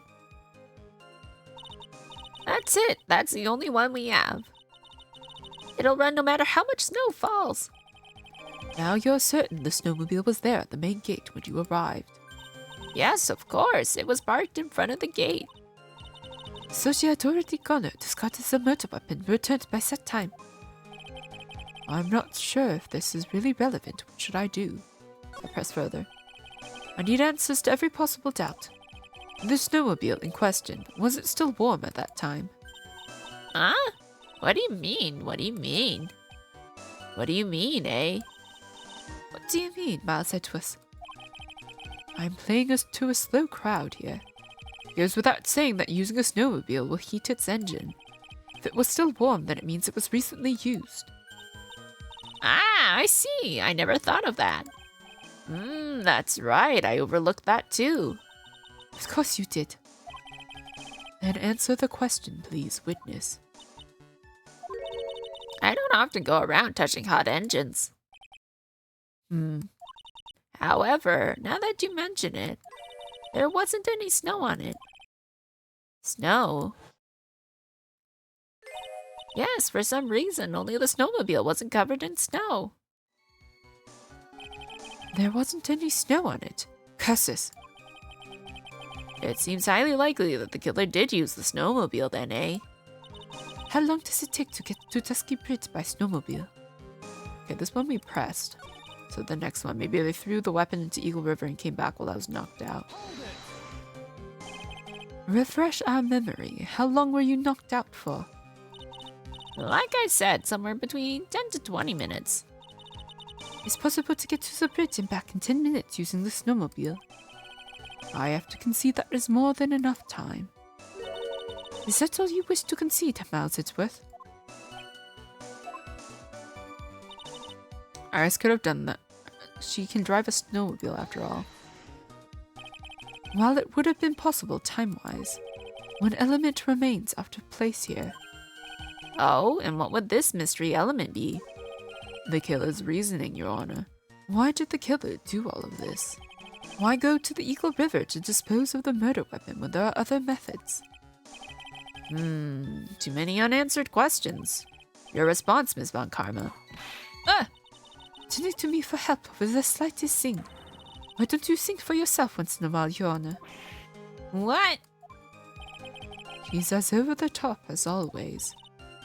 Anyway, whatever the reason, the fact remains that the defendant could have done this. The murder weapon was disposed of in the river. Another point to me, Miles Edgeworth. Another mystery to feed the fire. Was there any reason to go and throw away the murder weapon? Luckily, there's surely a problem with this testimony. All I have to do is start poking holes in this flawed account. Alright, what do I have? What do I have? Okay, I don't think the staff means anything. The murder weapon has the victim's blood and the suspect's fingerprints on it. We have a scroll, the hood, the note, the map, weather data. Snow from 7 to 10:50, lightning from 10 to 11, lightning struck Dusky Bridge at 10:45. Around 30 minutes passed between the fire spreading and going out.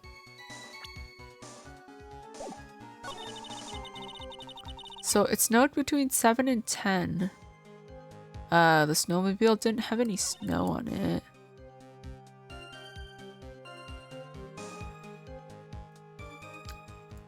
Which meant that it had to have been used after 10 o'clock, right? Because otherwise, if it was still snowing, it would have covered the tracks.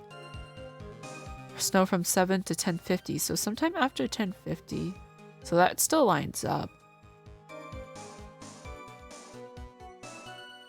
But it would have been on fire already, right?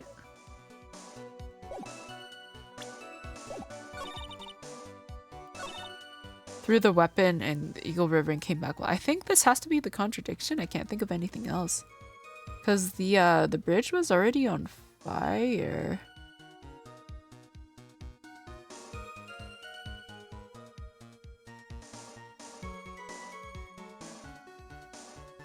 Or maybe it's something else.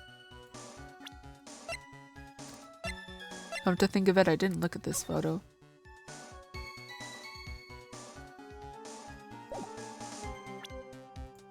Okay, well, I looked at the walkthrough and apparently that's the contradiction. Because the contradiction is that there's only one set of tracks. I admit this photograph proves something. It proves that the snowmobile was used on the night of the murder. You finally accepted the inevitable, it seems, Miles Edgeworth. However, if what the witness says is true, then why is there only one set of tracks? What do you mean? Iris left Hazakura Temple, threw the weapon to the river, and then returned. If this was the case, then naturally there should be two sets of tracks in the snow. Those from heading out to the bridge and those from coming back.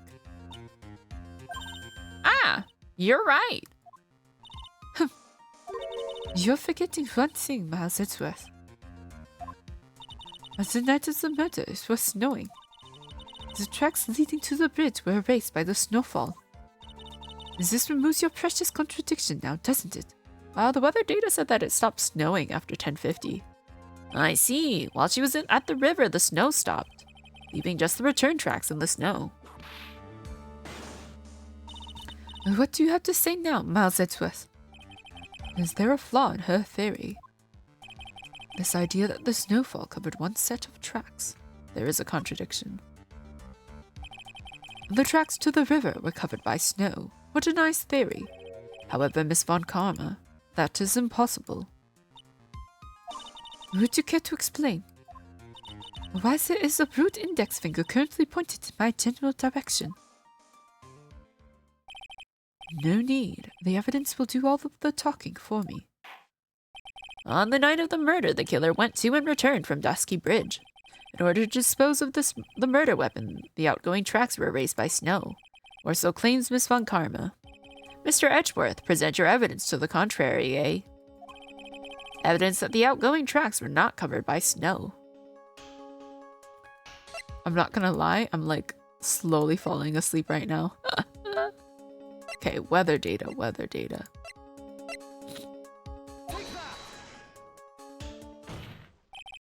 Witness, please tell us again what time it was when you witnessed the crime.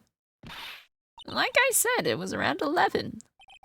Of course, that means that the weapon was thrown away after that time, correct? On that note, please take a look at this data. It is the weather report for Eagle Mountain on the night of the murder. The weather report? Snow started to fall at 7 p.m., but it stopped at around 10:50. Therefore, when the sister witnessed the crime at 11, the snow had already stopped falling. It is impossible for any tracks made after that time to have been covered up. Ah! Order! Order! Very well then. It looks like Miss Von Karma's claim has been snowed in. Ah! It's too soon to be closing this trial to snow. Miles Edgeworth, how pathetic of you to rely on the weather of all things. Answer me this then. When is a weather report ever correct? No, you've got it all wrong. This isn't a forecast, this is actual data. Ah! Forecast data, all weather reports have some inaccuracies. It may have still been snowing in the vicinity well past 11 p.m. It's true, we cannot be totally sure, eh? What? How did she pull that off? It had stopped snowing at Hazakura Temple when the murder took place. You need to provide conclusive evidence of this. I've come this far, there's no turning back now. Very well. I too cannot allow any doubt to remain concerning this testimony. Ha! You can't back down, can you? Such a perfectionist, Miles Edgeworth. Very well then, Mr. Edgeworth. Where is your evidence that it had already stopped snowing when the victim was killed? Ooh.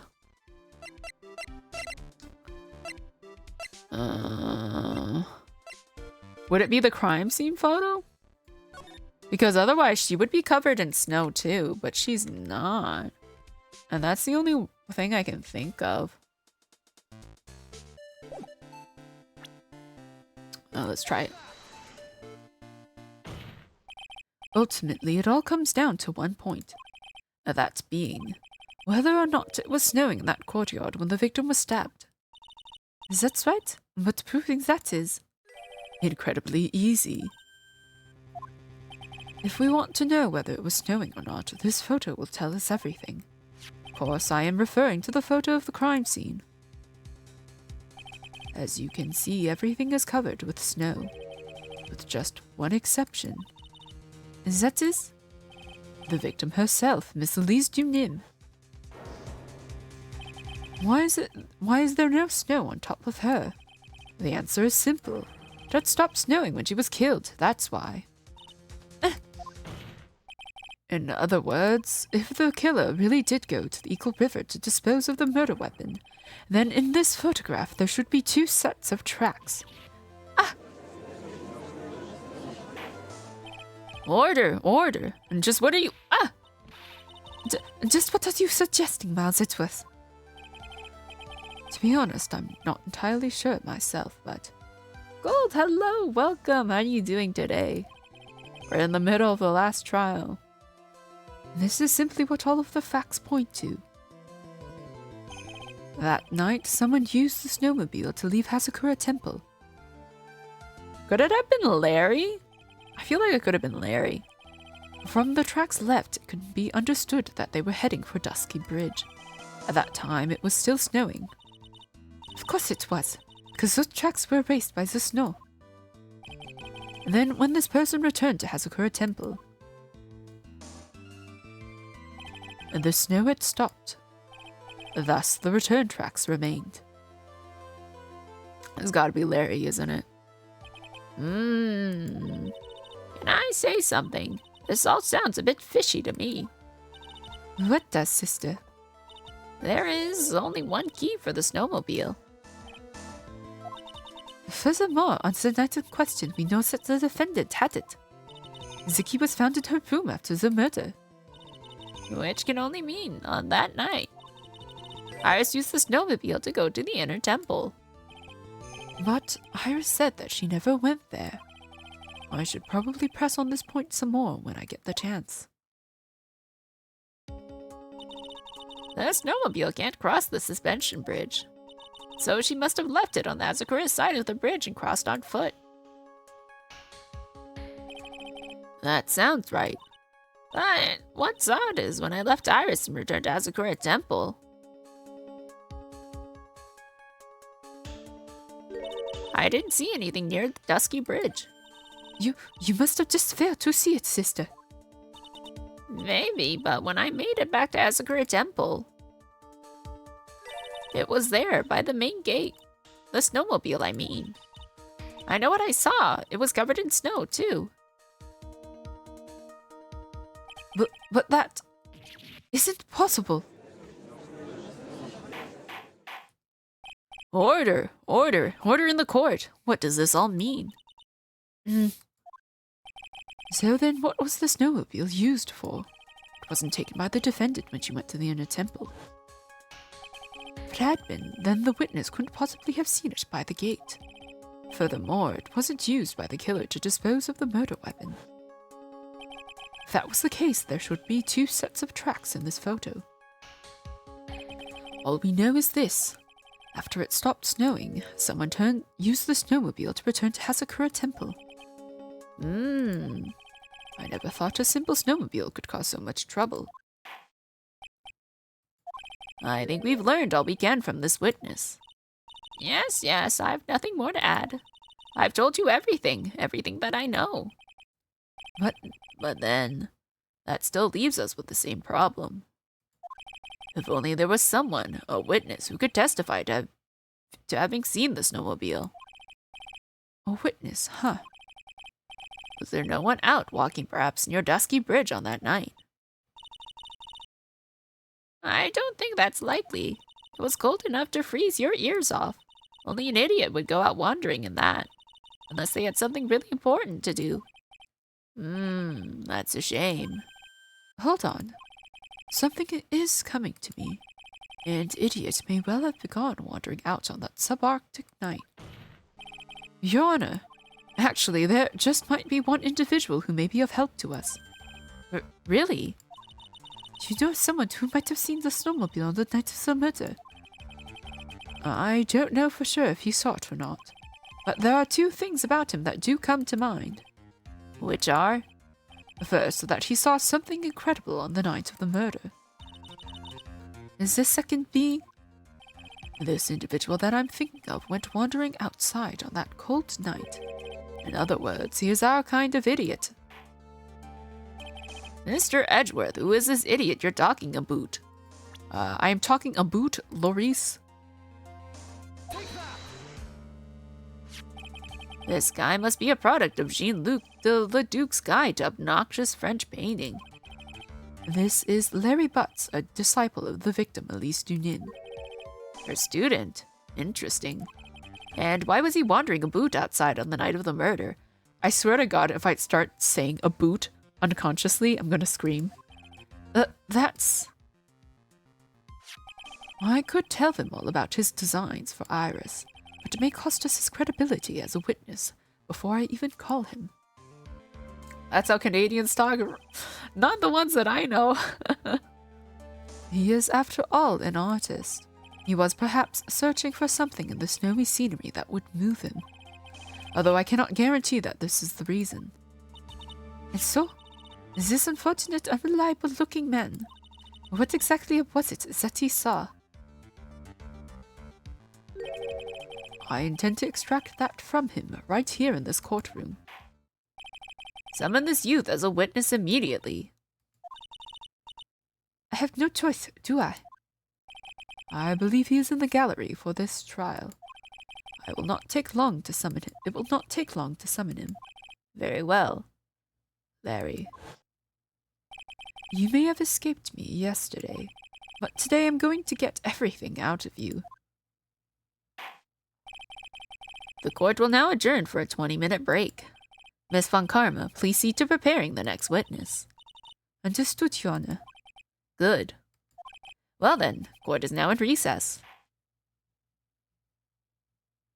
Okay, to be continued. I wonder how much more of this trial I have left. I feel like maybe I'm halfway. I could be wrong.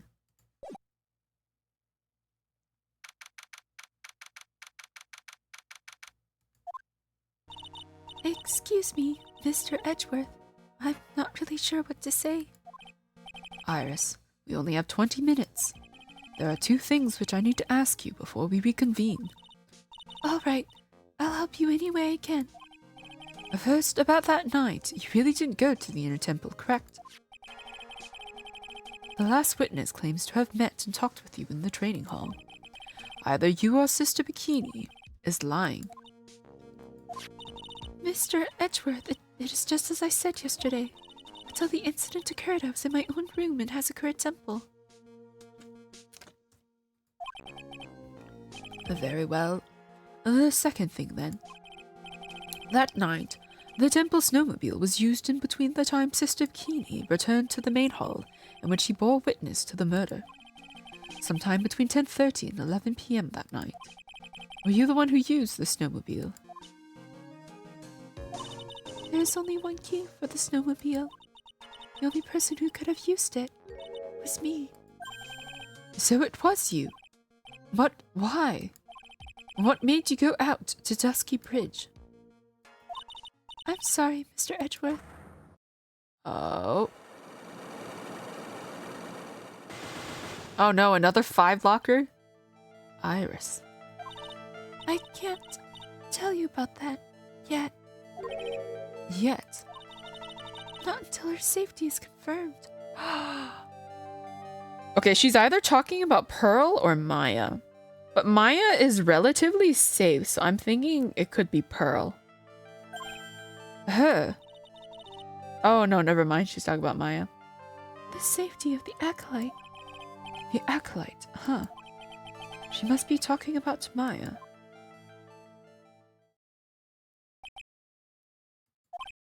Iris, look me in the eye and tell me the truth. Did you kill Elise Dunim? No matter who or what may come, I could never take a life. As I thought, no psychodocs. Very well. It is my job to get to the truth. Oh my god, that scared me. Hello, Bayo. You'll discover this for yourself soon enough. How are you doing today? Oh, thank you for the tomato.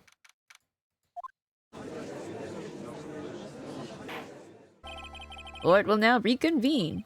Miss Von Karma, where is the witness? During the break, a man was detained for suspicious behavior in the gallery. Suspicious behavior?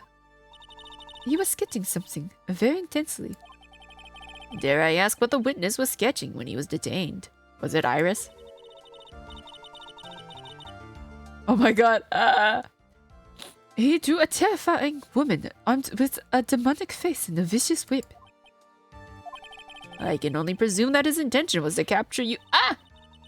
Anyway, it's time to drag this pathetic excuse for an artist before the court. Loris Dunim, I hope you're ready. Get in here. It would seem that whip is going to see plenty more use today. oh, the grim shake. Your sketch is in contempt of this court. Hey, I was just artistically rendering. There it is. I thought I saw a new command. Yes, you saw right. I did also fix the hot dogs too. You tried to run away from the bailiff who was trying to hand you your subpoena, correct? Look, I'm nothing but a fledgling artist, training out in the mountains. I'm only down here in the city because I ran out of green paint. You stacking them? Oh! Well, to use the technical term for the color, Viridian. Larry, this isn't an art store now, is it? I know, I graduated junior high, okay? The record is now 8. Look, art is all about working in the fields, isn't it? Working in the fields? I presume you want to say field work. I hope. That's it. Thanks, buddy. It's kind of sad that I was able to understand his mangled train wreck of a sentence. I just happened to stop in here and found a new wonderful model. So see, I've got nothing to do with this trial at all. I expect all of your faces to be red when you realize this mistake. Bright red. Or to use the technical term, Crimson Lake. Ouch! Ouch! Ouch! Ouch! Stop your pathetic babbling and testify like a man. Refrain from whipping me, Miss Von Karma. Cross-whipping is as bad as cross-checking. Witness, that was all your fault. Testify now. Oh, this is too much for me. I sound like Ash Ketchum? A little bit. I was at that lodge out in the mountains looking up at the stars that night. I walked to the bridge a number of times, but I didn't see a snowmobile. I didn't see anyone at the bridge that night either. The girl I was waiting for didn't show up. My teacher died on me. I'm all alone now. Aren't I edgy? Witness, please refrain from talking directly to the lawyers during your testimony. I'm just a nobody. Nothing but a small, worthless man, aren't I? And why wasn't I asked for my name and occupation or anything else? Mr. Edgeworth, this man seems to have quite a severe inferiority complex. He's recently been the cause of numerous incidents. I think he's finally realized for himself just how much of a nuisance he has been to other people. Yeah, that's right. I'm behind everything, every case. Watch out, okay? Just touching me will make you eternally unhappy. Well then, let us proceed with the cross-examination with no touching, thank you. Heads up, we have ads in 5 minutes. We can delve into other details at other time.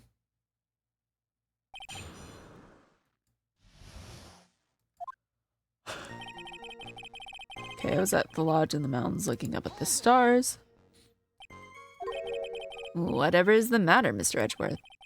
This one single statement is so full of contradictions. For a moment there, I thought I was going to collapse. So, witness, any ideas as to where these contradictions in your testimony lie? Depending on your answer, I may stay my whip. Okay, give me a minute. Well, it was snowing that night, so I couldn't possibly have seen the stars. That rundown shack is hardly a lodge, is it? And even if the stars could be seen, it isn't like I was there to look at them, right? You see, you can do it if you try. Ow! There's only one issue here. What you saw at Dusky Bridge. Okay, walk to the bridge a number of times. A number of times? How many? Maybe 5 times. I went once every 20 minutes. Which means you spent almost 2 hours at Heavenly Hall that night.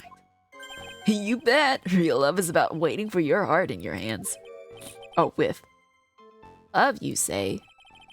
It was this man's intention to summon the defendant to the small shack, using this blackmail letter. But blackmail? No, that was simply a product of overflow. Ow! You happy, puffy, loosey-goosey excuse for a whimpering, whining wuss of a witness. So, what did you see? I hope for your sake you saw a snowmobile. You huffy-puffy, loosey-goosey excuse for a whimpering, whining wuss of a witness, eh? Well, you see... Being called those names doesn't seem to bother him at all. He probably likes it. He didn't see a snowmobile. Congrats on my 100. I saw that last stream and didn't say anything. Thank you. I hit the triple digits and then, yeah. All I can go is up from here. Larry, you really didn't see it. Hey, no need to hit your desk. I can hear you. I didn't see it. I didn't see a snowmobile. Why does he stutter when he says snowmobile? Larry, say snowmobile for me, please. Snowmobile? If you truly have nothing to hide, then why are you stammering like you just flew over a cuckoo's nest? Shut up! What is this? I don't know. Don't ask me. It seems that I'll need to start from a more obvious contradiction. I hope you'll still remember me when you hit. Oh, what is that? 100,000 and a million? I don't think I'll get there anytime soon, but here's hoping. I mean, I think that's what everyone hopes for.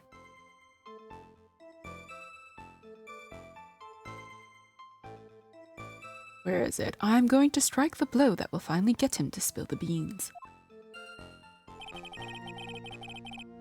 Oh, don't worry. I'll do my best to remember. I didn't see anyone at the bridge that night either. Okay, let's try that. You didn't meet anyone. That's right, because I've got nothing to do with this. And I'm just here to buy some Viridian paint, okay? Come on, I expect to see those Crimson Lake faces now. It would appear that simply pressing him isn't going to be enough, Mr. Edgeworth. Indeed. It seems that he's going to claim to have nothing to do with this to the end. Don't want this guy to cost us any more time.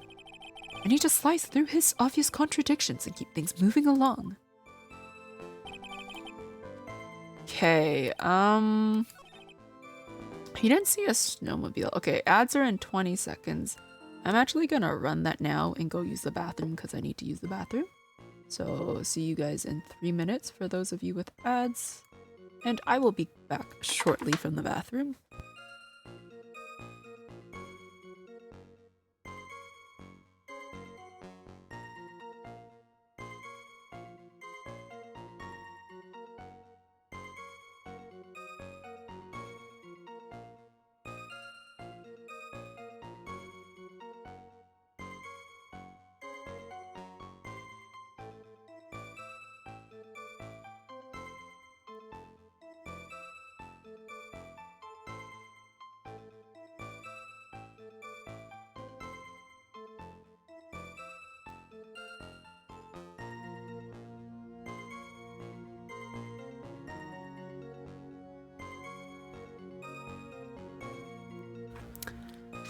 Oh, you wanted to, how do I keep track of the ads? So what I do is I use the automatic ad manager. So for every, I think it's like every 3 minutes of ads, you get like an hour of like, well, technically like 57 minutes of like streaming without, what was it, pre-roll ads? And so it's an option you can use for people who just want to automatically run their ads. But I do it more so to like as like a timer kind of thing. So it's this thing you can set up. You can set up intervals. It's not an extension on Twitch. It's like something Twitch made. Like they made this for their streamers to use. So you can like set the interval, like how often you want the ads, and it'll show you like based on what you choose, like when there's going to be pre-roll ads and then when there's going to be mid-roll ads, mid-roll being what you show during your stream. And yeah, so I just decided to go for the easiest one, which is like 3 minutes every hour. Otherwise, I think you could do like, what is it, like 1 minute every like 20 minutes or something like that. So there's a countdown somewhere. Yeah. In my OBS, I added the ad manager window to it. Because I don't want to use the Twitch stream manager, so I added it to my OBS. And so there's like this timer that tells me when the next ads are, and then I get snooze buttons and then a button to manually run the ads. And so what I like to do is I just keep track of when the ads are supposed to run, and then I like to manually run them instead of just letting the ad manager automatically do it, because sometimes it takes time. And I also like to tell people when ads are happening. But yeah, you get like up to 3 snoozes, and then you get 1 snooze every hour or something. This sounds complex. It's not too bad once you like set it up and get used to it. You just have to keep in mind to like keep track of when the ads are supposed to start if you do decide to use the automatic ad manager. Although you don't have to. I know there are some people who don't bother reminding their audience that ads are going to happen, and so the ads just run automatically every hour. But yes, that's what I do. Hasn't caused me any problems so far. I was talking to other streamers, they would like to copy your model of ads. I think, yeah, the way I do it is just the easiest if you want, like, to use mid-roll ads to get rid of the pre-roll ads. 3 minutes on the hour every hour is great, it doesn't interrupt. Yeah, because I know some people do, they, like, break it up into smaller bits. So it would be, like, a minute or, like, a minute and a half every half hour. It's really up to them.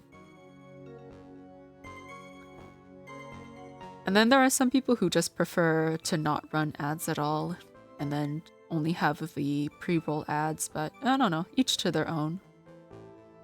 I know most people watching prefer to only have to go through the pre-roll ad and then not see any ads at all during the stream. Okay, I was supposed to be looking for a contradiction in his testimony.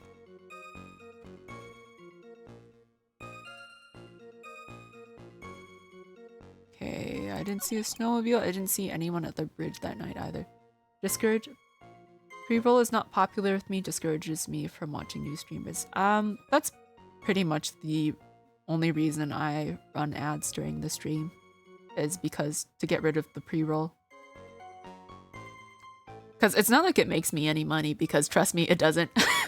I like, every time I stream, I maybe earn like 2 cents from ads, and you know, I'm not big enough where ads make me any money at all. Because I have to sit through an ad for everybody until I find someone I like. Yeah.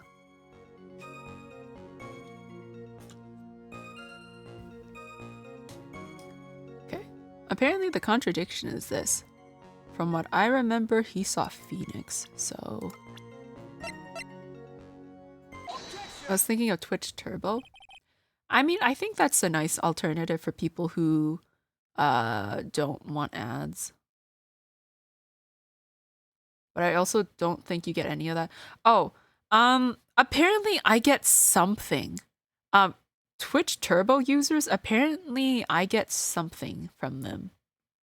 Like every time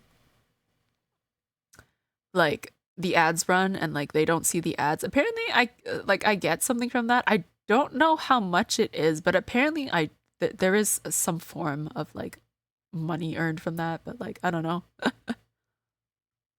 But I think Twitch Turbo is a nice option for people who just want to watch without ads, who don't want to like subscribe to like a whole bunch of people. Anyways, Larry Butts, I can understand why you might want to throw your old life away. You're pretty pathetic and you cause all sorts of trouble. Oh my god. I would like die in the courtroom if I was Larry right now. I'm sorry. But having realized just how much of a nuisance you've been, that could be considered a step in the right direction.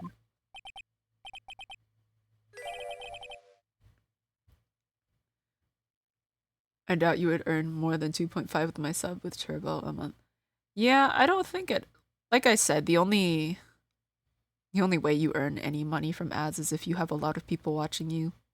And if those people see the ads too, of course. Edgy, are you trying to console me?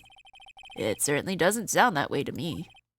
However, I cannot forgive you for simply turning away from the incidents you create. What? You're totally pinning this on me. Now then, let us talk about the night of the murder. Sister Bikini, after seeing the murder take place, asked Phoenix Wright to report it. Thus, he headed for the public phone by the bridge. There, he happened across a certain nefarious individual. Twitch is the only place that I see ads online. Yeah, that's because, well, I guess even for Twitch, there's like an ad blocker, isn't there? There's like an ad blocker you need to install specifically for Twitch if you want to use it. Yeah. Yeah, it exists. People use it. You, Larry Butts. That's right, me in the flesh. Listen carefully, witness. It's strange. Yeah, uBlock Origins does not work on Twitch. You need a specific one. I don't remember the name of it, but I'm sure if you look it up, you'll find it. Listen carefully, witness. It doesn't matter if you change your name. So long as you remain pretty pathetic, you will continue to cause these incidents. The reality will not change. What do you want me to do then? This is so weird. This feels like some, I don't know. Feels like some weird intervention to turn Larry's life around. Larry, what you need to do is change your inner self. But for now, what you saw that night, testifying truthfully about this one issue is all I need from you. Angie, I think I've finally woken up. Well, I guess I could still be sleeping. But anyway, I'll do it. I'll testify. Well, I'm not sure this will go especially well. I'll ask again then, witness. What did you see on the night of the murder? What I saw, part 2. I went to the shack at around 9, so it would have been around 10:30 p.m. I was lying under my bedding when a white flash almost blinded me. LMAO. What is he? He's got his books, he's got his chips. Oh, he's got oranges and soda. I could go for some chips right now. I looked out the window and Dusky Bridge was on fire. There was still some thunder, but I went right away to check it out. That's when I ran into Nick. You certainly saw quite a lot, didn't you? You don't keep chips and snacks in stock at home? I do. It's just that, you know, it's not convenient for me to eat them right now. So what happened to the bridge after it caught on fire? It was like me after a 3-day stint chasing a girl. It totally burnt out, like almost totally gone. I have cookies, ice cream, drinks, and you know, ice cream is something I need to buy for myself. Because we do have like the stuff my mom buys for like everyone, but like sometimes that's just not what I want, you know? Oh my god. I don't know if like, because I know some people think it's like gross, but I personally really like cotton candy flavored ice cream. That's just me. I mean, trying to cross the burning remains was what caused Nick to fall. What did you say? Oh, don't worry. It's nothing life-threatening. He just caught a cold. I never know what that meant. I never know with that man, if he should be called lucky or unlucky. Now, Mr. Edgeworth, please commence your cross-examination. Don't think I've had cotton candy ice cream. I mean, if you like cotton candy, you'll like cotton candy ice cream because it literally just tastes like cotton candy, but in ice cream form. I mean, cotton candy is technically just sugar, but I feel like it's such a distinct taste. Like, if I were to eat like a spoonful of sugar, it wouldn't be the same as eating cotton candy. Does that make sense? I don't know. Or maybe it's just a placebo effect and I'm just tricking myself into thinking it tastes different. Because I know cotton candy is basically just spun sugar. No, it does have a flavor? Okay. Yeah, I don't know. Maybe they just add something to the sugar. I'm not sure what though. Oh my god, I remember when those cotton candy machines were so popular though. You know, like the ones you could just buy. Those like little kits you could buy home, and then you just add in like hard candy or whatever, and then it would like spin it into cotton candy. Trying to figure out where does the flavor come from. Caramelized sugar? I don't know. I don't think the sugar doesn't really caramelize, does it? Like, it doesn't change color. I don't know. I don't know the process of making cotton candy too much. I just know sugar gets heated up and then it spun fast enough that it becomes floss.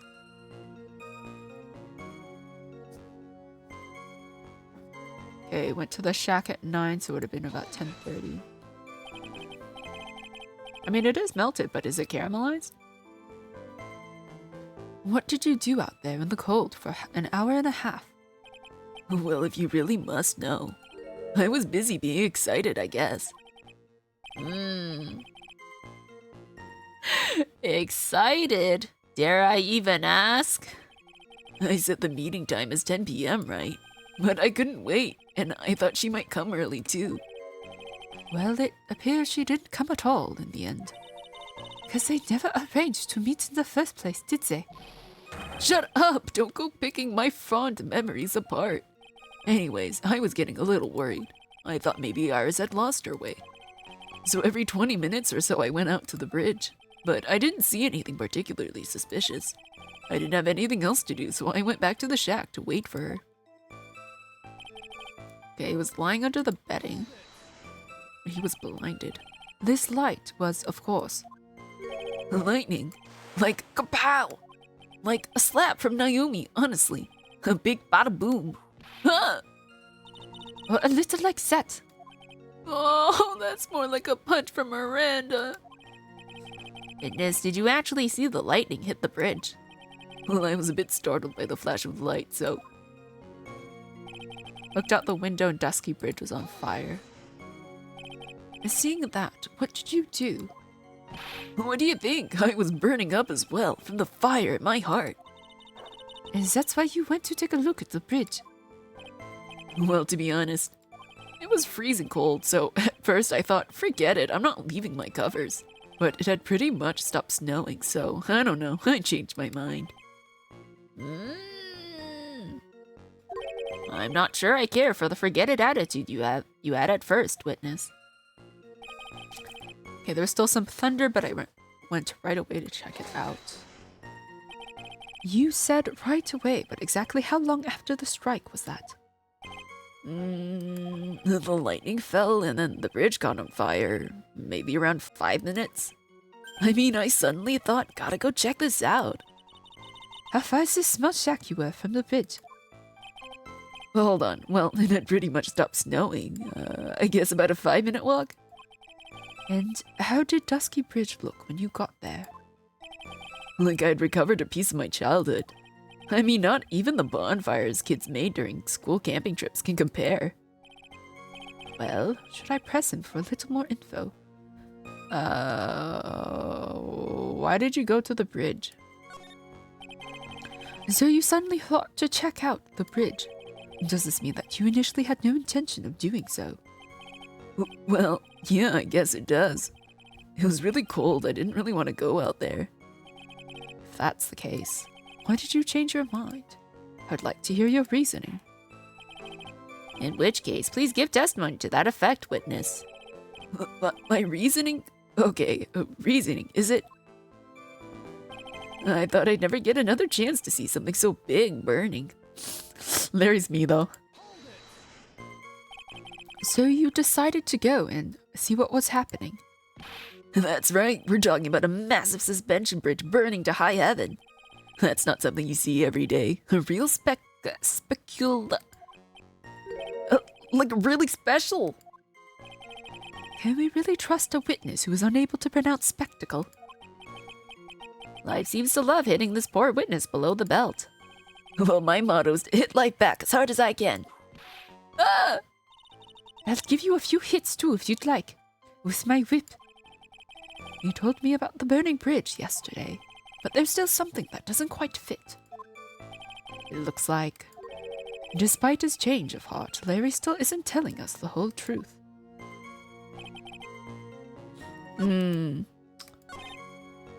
Dusky Bridge was on fire. Okay, what is the contradiction? Am I supposed to ask him about that other thing? About why he didn't call anyone? But he went right away to check it out. Okay, what do I have in here? Wood, note to Iris. Weather data. Is there something about the weather data? Around 30 minutes passed between the fire starting and going out. So he went to check it right away. Photo of Elise. The magic bottle.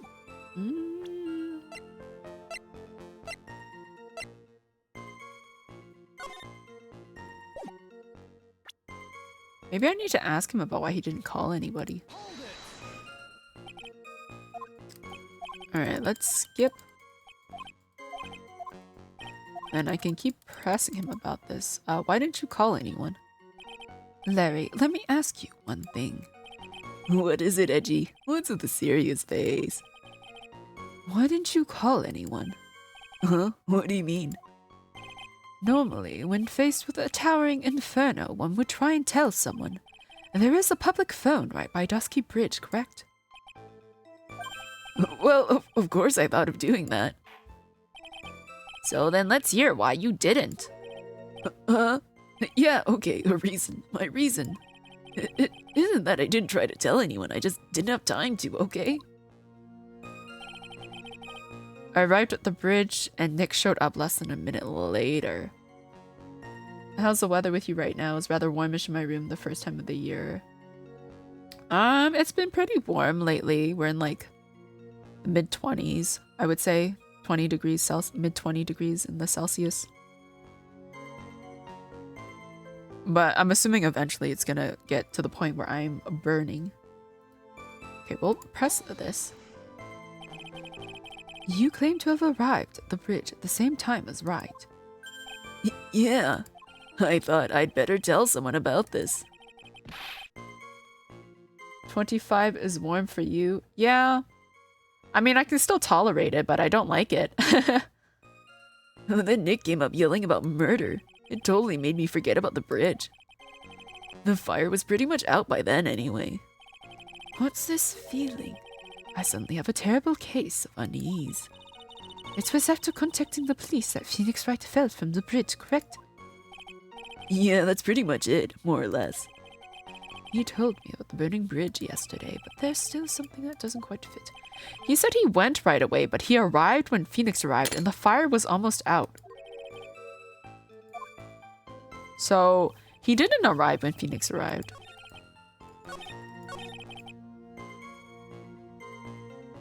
Am I supposed to present something? 29 is when I'm tempted to break out the AC. I have to install it on the window every year. I have only installed AC once and it was a big pain.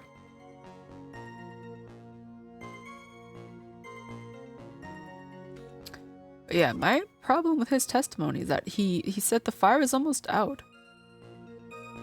But he said he left right away, but the fire was going for like 30 minutes. Where is it? Weather data. Lightning struck at 10:45. Around 30 minutes passed between the fire starting and going out. Your very existence being a contradiction. I'm not sure if you can grasp this or not. What the hey, Edgy? You make me sound like some sort of alien. But your testimony is conclusively contradictory. The problem here is time. I've never been the best timekeeper, you know. 3 minutes after Billy leaves on foot, you follow him on your bicycle. How long does it take for you to catch up with him? I'm terrible at those. This is much more simple. You saw the lightning strike Dusky Bridge, and immediately went to see what had happened. Is this correct? Yeah, well, I wasted about 5 minutes first, but more or less. I have the weather data from the night of the murder here. According to this, the lightning fell at 10:45 p.m. You say it takes less than 5 minutes from the shack to Dusky Bridge, meaning you probably got there at around 11 p.m. That all sounds about right, I guess. And then Nick showed up and did his falling act. That is impossible. What do you mean? 11 p.m. is when the murder occurred in Hazakura Temple. Thus, Wright was still there in the courtyard. There was no way that Larry could have encountered him at Dusky Bridge at that time. Excuse me, I have an objection. You do? Angie, how many times do I have to say this? I'm not Larry, I'm Laurice do now! It has not been proven that the murder occurred at 11 p.m. This is only set around 11. In which case, it could have been earlier than that. Watch your footing there, Mr. Francisco von Karma. The slope ahead is slippery. For there is still no way that Wright could have been at Dusky Bridge at 11 p.m. And why not? It is clearly written here in the weather data report. It took around 30 minutes for the bridge to burn out. Therefore, the bridge must have been burning until at least 11:15. Which means, what exactly? Wright did not see the bridge while it was being consumed by the flames that night. In fact, he did not arrive on the scene until after the flames had died down. Larry, you arrived at the bridge at 11 p.m., but Wright did not make it there until at least 11:15. I suggest you to stop hiding things and just tell us the whole truth now, then. What happened during these missing 15 minutes? I feel like I just got brutally woken up by toilet splashback. Boy, do I have news for you, Larry. There's this thing called a bidet. I guess I was still sleeping after all. Order! Order! Ow! So there was a missing 15 minutes prior to meeting Phoenix Wright. I hardly see that as much of a problem. Yeah, not much of a problem at all. Really? The bridge is burning before your eyes and there is a phone right next to it. Why then did you not report the accident? Yes, witness, why didn't you? Were you there simply to watch the bridge burn? And therein lies the problem. For even after the bridge had burnt out, he was still there. Staring into space, this witness didn't even attempt to fulfill his civic duty. That's not what it sounds like. Ah, but this is Larry we're talking about, and even he is incapable of being so stupid. Are bidet wake-ups common in countries with bidets? Maybe. I wouldn't know. I don't use one. I could totally imagine, though, someone, like, purposefully starting their day out with a bidet to wake up. Which means there has to be a reason for his inaction.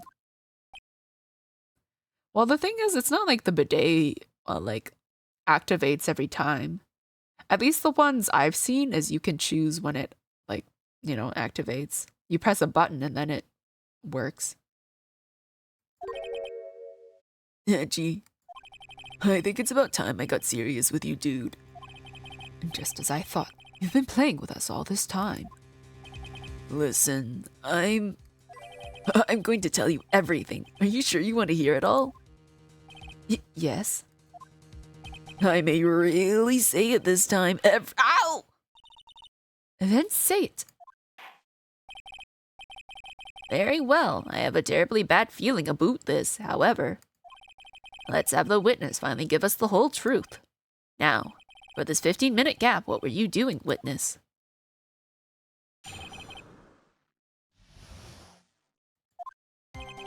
I'm a dude. I'm an artist. What do you think I was doing? Sketching in front of the bridge. I was whipped up into a frenzy of art. The shock and awe that I was feeling, I transferred it all directly onto the page. Before I realized it, the flames had gone out and then he came running up. Larry literally saw a burning bridge and was like, let me sketch that. I suppose artists can be strange folk. That's right, I'm willing to sacrifice everything in order to draw the perfect sketch. Including the truth from the sound of it. You just got your first voicemail to text? Voicemail to text? I don't think I have that. Is that nice? Mr. Edgeworth, has this removed the last of your doubts? Not at all, Your Honor. One very large doubt still remains. It's nice I don't have to listen to it. Yeah. I can imagine it's also handy too when people tell you their phone numbers to call back on. Your phone service company is Google, though? Oh. And what would that be? This is a surprisingly believable story, especially considering the source. So why did he think he needed to hide it from us until now?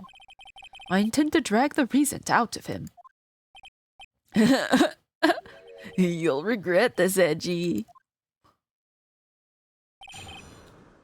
Alright. Can we see the sketch he did? I want to see it. He's an artist, okay. Tell us, Larry. My name is Laurice, get it right. Mistakes like that are what keep you from being popular with the ladies like I am. Just who exactly are you? I'm Laurice Dunim, apprentice extraordinaire. That's what he calls himself in any case. And you are an artist. Of course, I'm an artist, the real thing. Yet again, that's what he calls himself. It is mean nothing. There's only one issue I care to discuss. What were you doing? That is a very big issue indeed. Can't wait for the AI virtual assistant to screen my calls. What do they screen? Like who's calling you and whether to accept it or not or something like that? Okay, so he was sketching. We'll press him about that. Oopsies, I meant to go back. There we go, press. Sketching the burning bridge. The burning bridge and everything that came with it. What came with it? You want to hear this from my lips, do you, Edgy? You'll regret this. This sketch of mine is... Enough. Just take that ridiculous sketch of yours out already, witness. What are you talking about? I don't know what you mean. That does indeed appear to be the fastest solution. I'll leave it to you, Mr. Edgeworth. What should I do?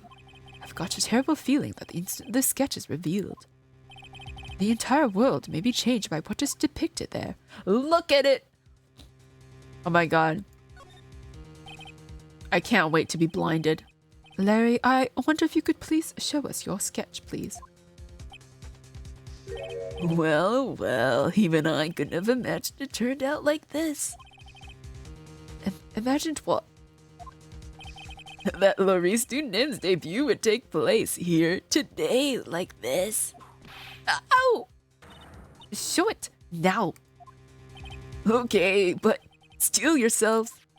This is the world of Laurice Dunim. Oh, there's a flying lady.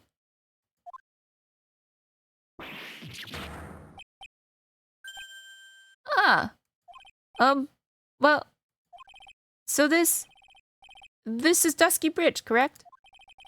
Quite a large bridge, isn't it? Your response, Miss Von Karma. Yes, well, it's a better drawing than I expected. Isn't it? Isn't it? I struggled to reproduce those flames, I really did. Yes, I'm sure you did.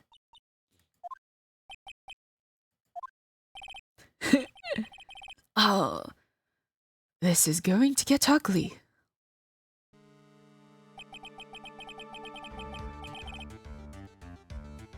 Oh. Huh, that's... I guess it would, deter a lot of those, like, spam call thingies. No one has the courage to bring it up, it seems. This mysterious flying object. Larry? What? The burning bridge is fine, but what is that unfortunate-looking figure? You spotted that? I thought you might. However much I might want to ignore it, I can't. It's Iris, of course. Iris. I wish she'd take better care of herself. We have to plan for our future, you know. What would have happened to her if she had injured herself flying like that? Larry, please answer this next question honestly. Okay. Are you really claiming to have seen this? Are you claiming to have seen the silhouette of the defendant flying over a bridge that was engulfed in flames? Yep, that's what I saw.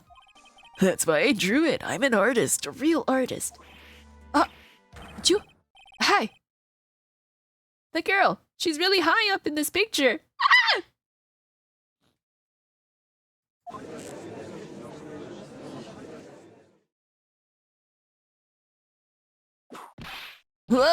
What was that for? This is all a bad dream. I was hitting you on the cheek to test that theory. Please whip your own cheek from now on if you wish to test your wild theories. Anyway, no court of law will ever acknowledge that people can fly. Actually, there is some precedent for this. She was flying pretty high, my sweet Iris. She was about 30 feet above the bridge at least. It was really something to see. This has to be some kind of mistake. Mr. Edgeworth, please bring the witness back down to earth. What? Me? This witness is your friend, is he not? Accessory to foolishness, Miles Edgeworth. Let us get back to the cross-examination, by force, if necessary. Mr. Edgeworth, I expect you to expose the obvious contradiction here. Yes, Your Honor. Looks like I've got another reason to remember this moron. Well, what did you think of my debut piece? Get that thing away from me. Oh my god. Now hurry up and cross-examine him. This is great. I once had a caller sound so robotic I asked it to solve a math problem. It did, but I still thought it was a bot. Some people just have terrible call qualities. Although, yeah, I normally don't answer my calls unless it's a number I know. Which is good and bad, I guess, because sometimes I miss things, but most of the time it's like spam calls anyway. Okay, sketching. I saw Iris flying, her white hood fluttering, but her hood. Okay, so that's obviously the contradiction. Just where did you see this sight from? Hey, no need to shout. When I was lying in bed in that rundown shack, the crack of the lightning bolt made me realize that the bridge was burning. I just watched it for a while from there, thinking how nicely it was burning. Then after about 5 minutes, I saw it. The defendant flying? That's right. That's when I decided to go to the bridge. I see. That all makes sense. Aside from the sketch itself. Yes, this sketch doesn't make any sense.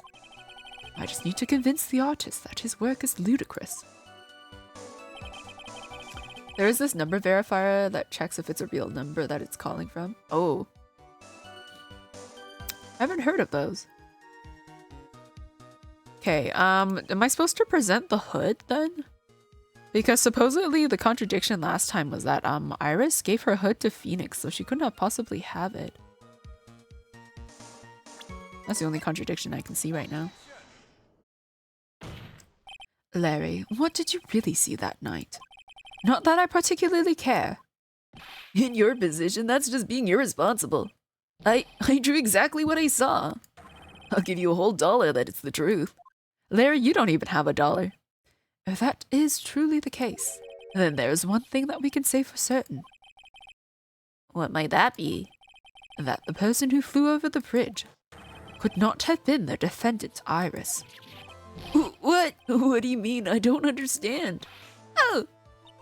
A foolhardy folly of a foolish statement by an equally foolish foolhardy fool. How exactly can you make this claim? Tell us, Larry, according to this picture, the individual whom you say you saw was wearing a hood, correct? Of course she was. That rundown shack is quite away from the bridge. The hood is what told me that this floating angel was my Iris. The hood is my darling Iris, and Iris is my darling hood. Ah! It seems there are bigger fools in this world than the one at the defense's bench. Larry, there's something you need to be made aware of. People can fake numbers that show on your caller ID. Oh! I didn't know that, but then again, I'm not surprised. On the night of the murder, Iris wasn't wearing her hood. She had given it to Wright as a gift. Are you going to change your story now? Perhaps suggest it was Wright who took flight? Wouldn't that be funny? What are you talking about? I think you understand what I mean just fine. Why? Why did Nick have Iris's hood? What? Edgy, what's going on with Iris and Nick? Why, you Nick, you dog. That's all he cared about. I do believe that this unbelievably mysterious sketch is destined to disappear, discredited, and discarded. Straight into the garbage. Oh, that's Larry.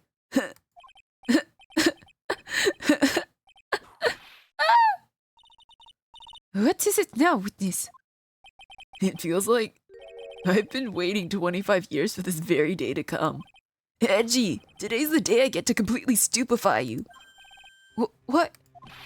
What is the meaning of your outburst, witness? I hate to have to do this, but I have some definitive evidence. Definitive evidence?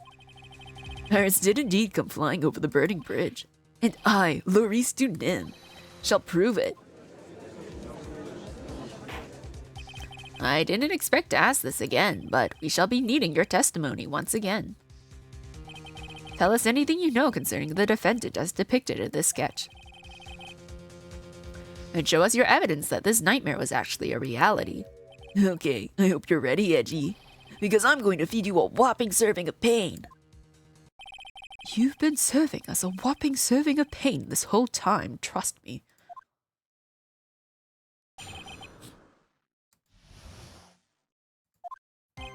When I reached Dusky Bridge, she was already gone. I was so worried, so I frantically searched all over for her. That led to me finding a beautiful crystal sphere half buried in the snow. I'm sure that Iris was simply wearing a spare hood. After all, no one else could have lost a crystal sphere that night. Oh, there's the contradiction. Crystal sphere. This one pretty, isn't it? But finders keepers. That spear. Where did you find it? Let me see. Around here, somewhere. Looks about right. And it was half buried in the snow. It had pretty much stopped snowing by then, but there was still some falling as I walked to the bridge. The court accepts this crystal sphere. That's mine, okay? I want it back afterward. There's something on it. Oh my, it's blood. What? Blood? Uh-oh. I wonder if we'll get to see whose blood is it. You ready, Edgy? By tomorrow morning, you'll be calling me Master Larry. Yeah, I like the sound of that. No one's going to push me around anymore. Didn't you want to be called Loris Dunim only a few minutes ago? Alright, no one else could have lost a crystal sphere, but we do know somebody. Let's press everything though, because I like reading. So, you went to the burning bridge. That's right, to meet Iris. She actually flew to get to me. The least I could do was meet her halfway. But the defendant was not at the bridge when you got there, you say. I guess she went back to Hazakura Temple. She's a girl after all, she must have wanted to look her best. It must be lovely to live in the fantasy land of Larry's mind. Actually, it's so depressing that I can't even work up the energy to point. Did you know Master is the younger of Mister? Is it? I didn't know that. Iris has no interest in Larry that way. Yeah, I didn't think she did. So, what did you do next? I was so worried I frantically searched all over for her. So you searched all over for her? She was flying pretty high, you know. I thought maybe she slipped on her landing and got hurt. Hey, it was more than possible. Also, when I headed out to the shack the first time, I was snacking on a banana. I was pretty sure I threw the peel away somewhere around there, so, you know. Can one guy really be this stupid? So, did you find any signs of her so-called landing? I don't really remember. I kept on falling over myself and kind of lost it for a while there. You fell over yourself. Can you imagine if he slipped on his own banana peels? Yeah, the snow was deep and there was even a banana peel out there. Larry eats a banana peel, throws it onto the ground, comes back 10 minutes later and slips on said banana peel. What is this? Surprise Pikachu face. Yup, there's Stupid, and then there's Larry Butts. The short of it is that you didn't find any signs of her landing, correct? Do you know what is the younger address of Mistress? I don't know the answer, by the way. No, I don't either. Then what happened next? Okay, finding a beautiful crystal sphere. Half buried. It was sitting in the snow with a little gathered on top of it. It was very hard to spot, actually. I mean, it was dark out, too. I'm impressed. You did well to find it. No matter what you may think when you look at me, I'm a pro, a genius security guard. I used a pen light I borrowed from my company to help in my search. And it sparkled really brightly as if it was saying, "Here I am," to me. It does indeed look very much like the crystal sphere on Iris's hood. But need I remind you that she was not wearing her hood that night? Sure that Iris was simply wearing a spare hood. Each nun is assigned their own hood, and they are assigned only one. I don't know anything about that, okay? And Iris is special, alright, dude? Even if she did steal a spare hood, I'll forgive her. This is getting us nowhere. Our destination for the day, it seems. However, this crystal sphere was found near the bridge, that is a fact. If it didn't come from a hood, where could it have come from? That is the question I aim to answer. No one else could have lost a crystal sphere that night. Let me confirm this one last time, Larry. The reasons you thought that this was Iris are the hood and this crystal sphere, correct? That's right, my gut is never wrong. I met that old bikini the next morning, and her crystal sphere was still there, safe and sound. Indeed. She was wearing it in this very room earlier today. This case isn't going to end without a fight. Exposing the obvious contradictions in this testimony will be easy, but I fear that all that awaits us are further mysteries. Okay, the question is, do I show the staff or do I show the picture? No one else. Because it is either the staff or the picture. Maybe I should just go either. No one else could have lost a crystal sphere.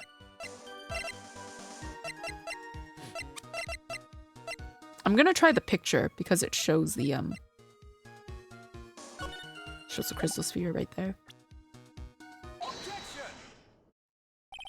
Larry, that night there was someone who lost a crystal sphere. There was? Who was the stupid idiot? Miss Elise Dunim, the mentor to a stupid idiot. The victim? I have a photo of her here. And on the end of her staff, you can see a familiar-looking crystal sphere. Hey, that's my photograph. Give it back.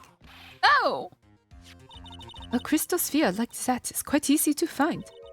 I've one just like that on my brooch. They look nothing alike.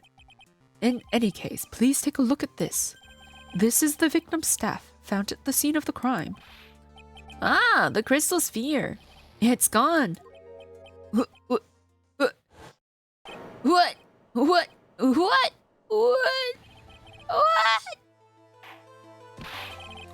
Just what does this mean?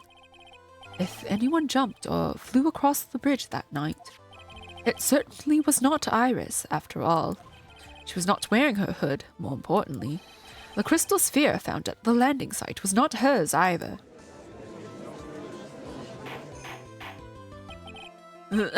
That means the one who flew and dropped the sphere was the victim, Miss Elise Dunim? A fool alongside another fool on a fool's errand to reach a foolish conclusion. First of all, this sketch, which I prefer to call a scribble, is ridiculous. People cannot fly, thus it is rejected. You can't do that. I saw it with my eye. And this crystal sphere, this is nothing more than a red herring. You honestly believe that? Give it some thought, and I'm sure you'll realize it as well, Miles Edgeworth. Elise Dunim was in her room on the night of the murder. There was no reason for her to go to Dusky Bridge, Therefore, this sphere cannot be related to this case. That is all. Miss Francisca von Karma.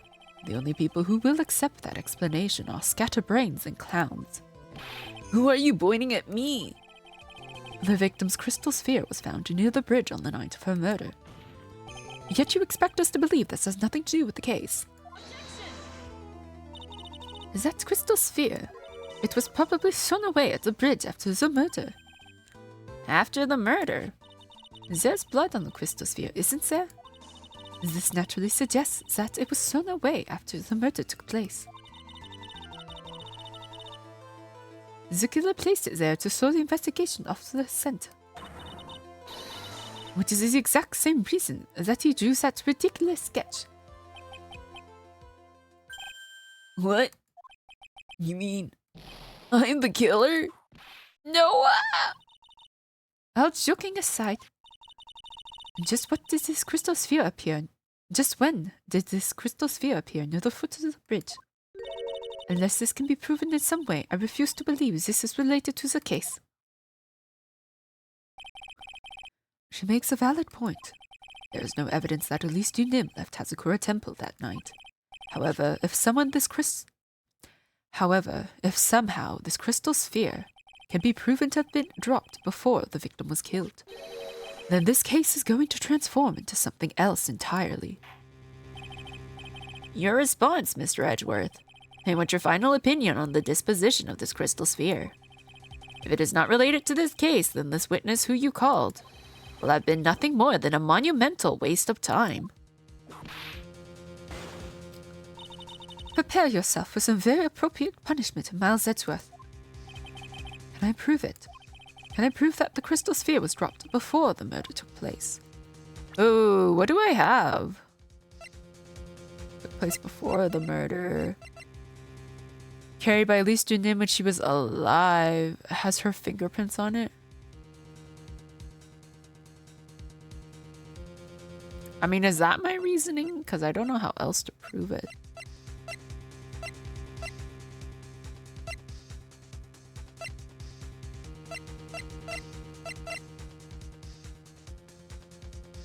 Because when you look at the crime... Okay, no, it's not in the crime photo. Nothing here. The only thing I can think of is found half covered in snow near Dusky Bridge the night of the crime. Has blood on it.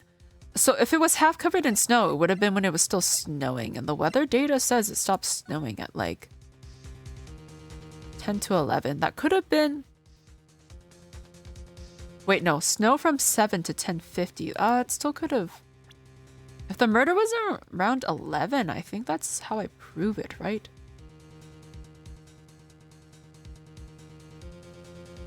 Yeah, okay.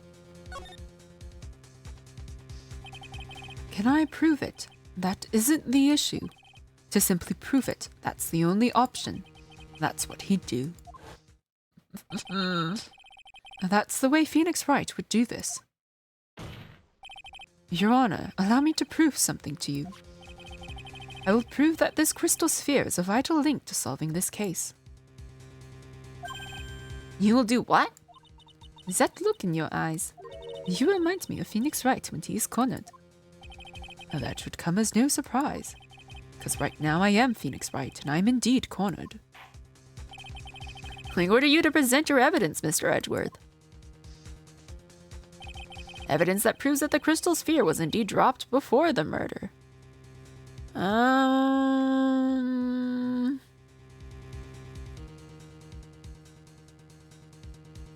think it has to be the snow thingy, right? So do I just show this? Found half covered in snow. This crystal sphere, it was half buried in the snow, correct? That's right. If it hadn't stopped snowing, then it would have been game over. The snow would have totally covered it. That's all I needed to hear from you, Larry. Your testimony makes one thing quite clear. What? When the crystal sphere was dropped, it was snowing, even if it was ever so slightly. Snowing? On the other hand, let us look at the scene of the murder. As proven earlier today, there was no snow on the victim's body. Ah. Therefore, the crystal sphere must have been dropped before the murder. What? Order! Order! On the night of the murder, the victim did indeed go to the Dusky Bridge. And there, something occurred that caused the staff's crystal sphere to come loose. What? What could that have been?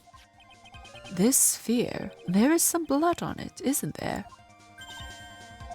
Allow me to raise a certain possibility at this junction. Oh, did someone get hit? And then that's their blood.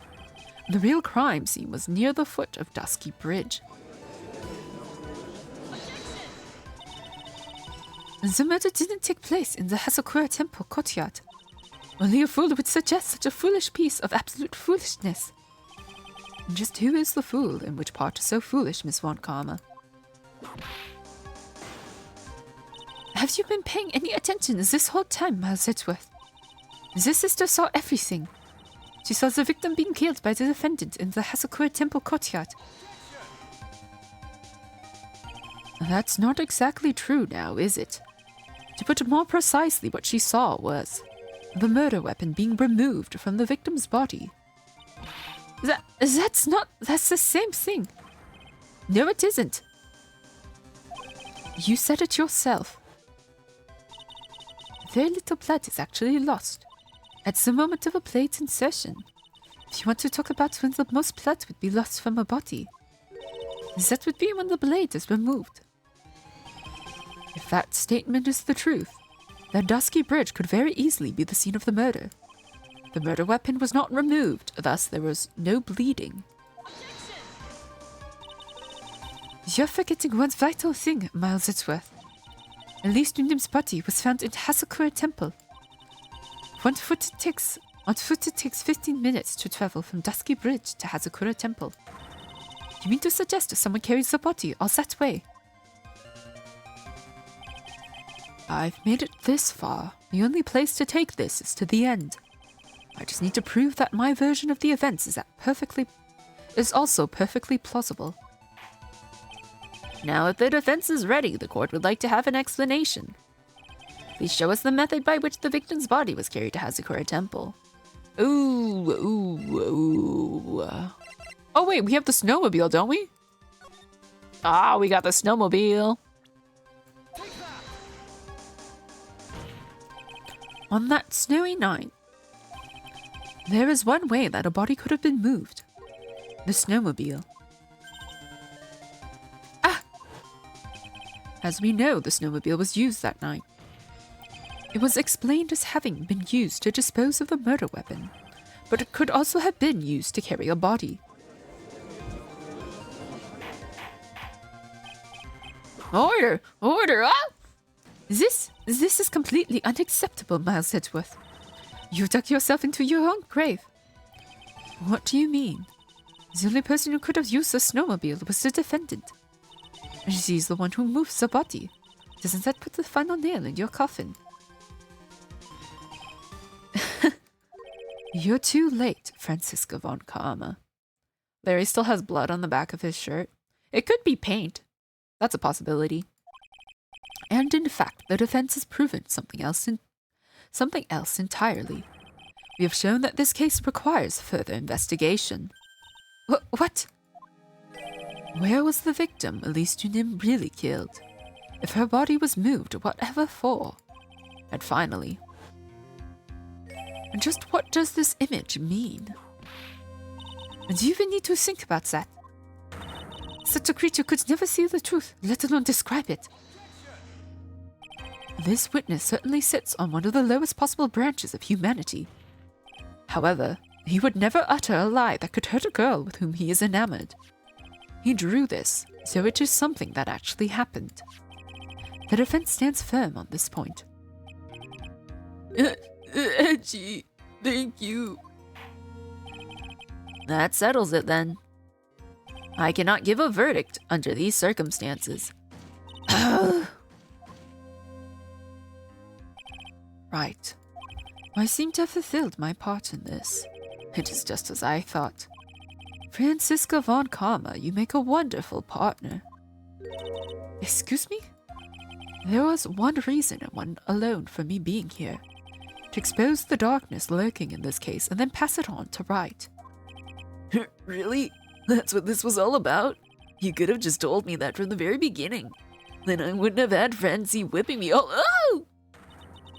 Miles Edgeworth, I don't care about what you are here to do. This was my chance to finally grind you under my heel. A shame that your chance seems to have slipped you by. What a shame, Francie!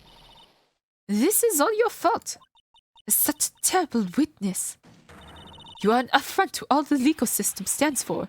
I demand satisfaction.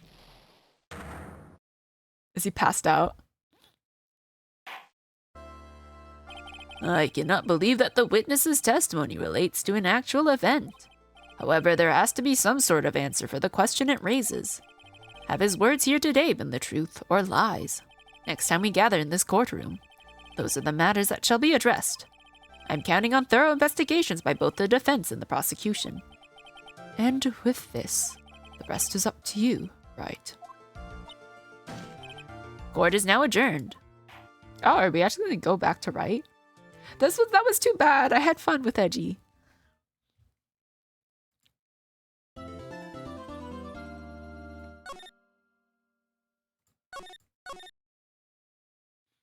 Alright, time to investigate. I guess we'll be back to Phoenix. Oh my god, no. Guys, it's the Hottie Clinic. Oh my. Okay, prepare yourself. Also ads in 6 minutes? Yes, 6 minutes. Oh, thank god, I thought I would have to talk. I would have to talk to that doctor guy again. Well, he's not a doctor, but he pretends to be. I'm still up at this hour, reading through the trial record of a certain case. It's the first case my mentor, Mia Fey, had ever handled in a court of law. The horrifying truth that I refuse to accept is holding me hostage here within its pages. Dahlia Hawthorne. What I've read, I don't want to believe. What is written here? This isn't the Dahlia I knew. After falling into Eagle River, I was somehow miraculously saved. But I ended up catching a cold that seemed to knock me around the world and back. I feel dizzy, my ears are ringing, my throat burns, and my head is on fire. But I will recover. I have to recover by this afternoon. I have to meet with the most ill-tempered witness imaginable. But I know that he will be able to help me with them. Somehow. I do read court cases for fun. Really? I don't think I could do that. Although I guess it depends on the court case. But like normally I'm not good with like reading all legal stuff and all that. Right, are you sure you're well enough to be doing this? You still look a little green in the face. Or maybe Viridian and R to speak. Actually, my fever has gone down quite a bit. How's your temperature now? Only 102.2 degrees. Nothing to worry about. Anyway, I read today's trial record. You weren't bad, Edgeworth. Pretty impressive despite the circumstances. We're not in the clear yet. The main point of contention tomorrow is going to be the murder weapon. Yeah. In the end, the sword did not deliver the deadly blow, which means there must be another sword hiding out there that we don't know about. Another sword, huh? Don't you worry about a thing, Pale. I'll dig up the murder weapon myself, or I'll eat my coat. Thanks again, Edgeworth. I'll handle things from here. That is probably for the best. Actually, I was thinking about paying the old precinct a little visit. There's something I want to look into. And that is our client's background, naturally. You mean Iris, sir? I have the feeling that we've met before. All I want is confirmation, one way or the other. And since I probably won't be getting that from you, I'm sorry, Edgeworth. I bid you adieu, Wright. Take care. No, he's gone. Guess I should get moving too. No, not Gumshoe. Why? Do you need to be somewhere? Yeah, I've got to get to work on this bridge, pal. I'm rigging something up so we can get across to the other side. Ah, that's right. Maya's still stuck over at the Inner Temple. But don't you worry, Pale. As soon as it's all set, you'll be the first to know. Thank you, Gumshoe.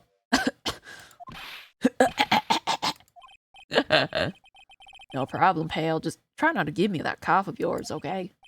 Alright, I'm off.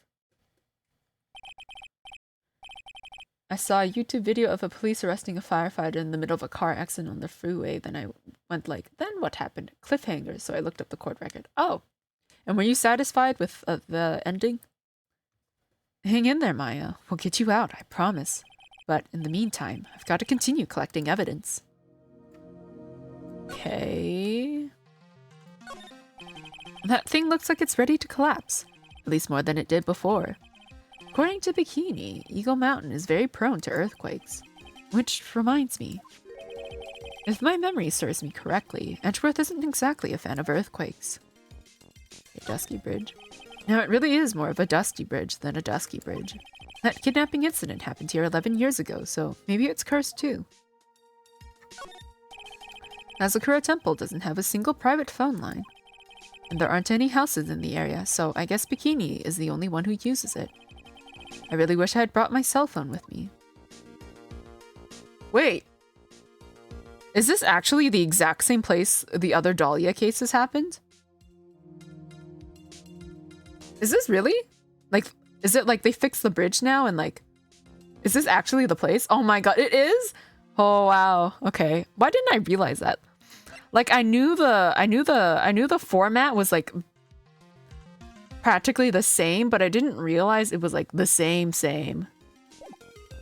My goodness, I'm so dumb. Okay, Heavenly Hall? There's a narrow path going off in a different direction than that of the main hall. Looks like someone's taken the effort to write to Heavenly Hall on the signpost. Do you think Larry put that there? Hey, what's this? It looks like it's about 20 yards to that cliff over there, but I can't see the inner temple from here. I really hope Maya's okay. Alright, we have ads in 30 seconds. I'll just run them now. And then I'll see you guys in 3 minutes. And we'll continue in 3 minutes. It is 11:30, and I'm starting to get the late night munchies. I'll probably play until midnight and then call it a day. And then go to bed because I have stuff to do in the morning. You know, one thing I just remembered that I'm a little bit upset at myself for? I told myself I would do something and then I forgot about it and now I've missed the deadline, so oh well. It was, I saw a thing to audition for, to voice act in a game. And I was like, that's cool. I kind of want to just throw in an audition and see where that goes. And I know that I probably would not have gotten it, but it wouldn't have hurt. But I've missed the deadline. I forgot. Because what was it? I saw a post yesterday saying that they would extend it to today, midnight EST, and it's already passed and I've already forgotten. Between everything else, I forgot to quickly record 3 lines and submit it, so big sad, but that's okay. I think the role I wanted to audition for anyway had like 70 other people applying, so. Oh well, there's always next time. But the game did look interesting. I should bookmark it so that I remember to look at it when it comes out. Oh, okay. Here's the tea about the firefighter and the police. Firefighters sued the police for wrongful arrest. The firefighter was charged with disobeying police. Said they were busy. The law said the police was in charge of the accident unless it was in the matter of patients. Firefighter said they were busy with assisting the patient by pointing a flashlight on the patient. Law said the police shall consult with the fire department. The court was asked to determine what does consult mean.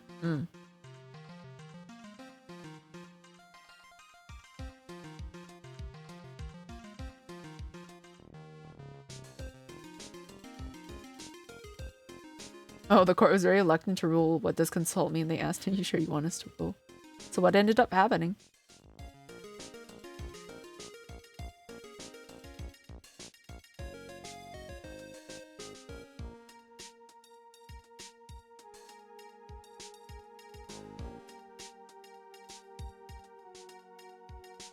Yeah.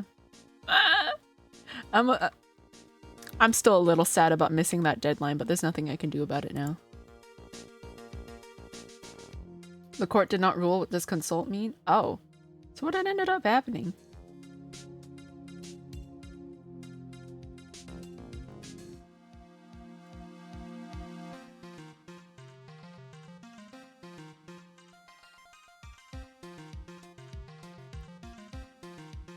Police claimed consult means move your truck. Oh.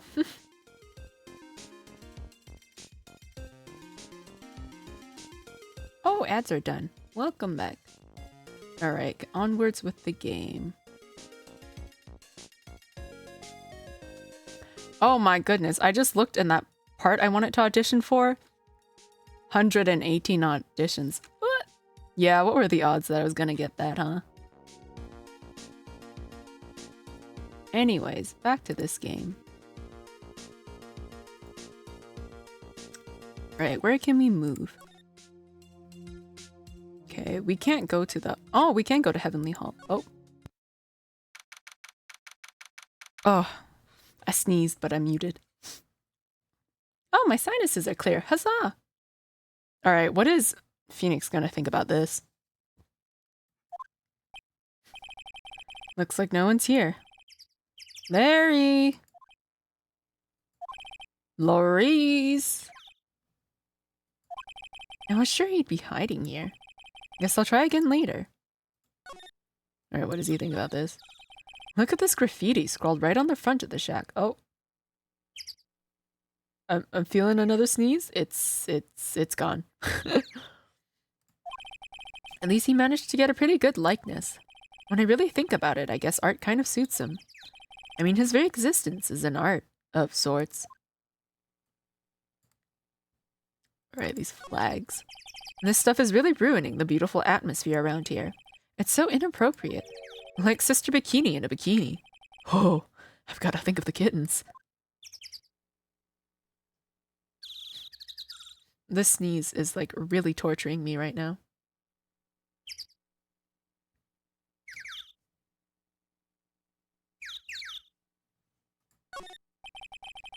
The snow is really piled up on the straw roof.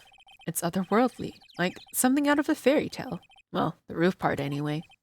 The sign says Heavenly Hall. I guess it's pretty fitting. If you spent a night in this little freezing shack, you'd probably find yourself at the pearly gates by morning.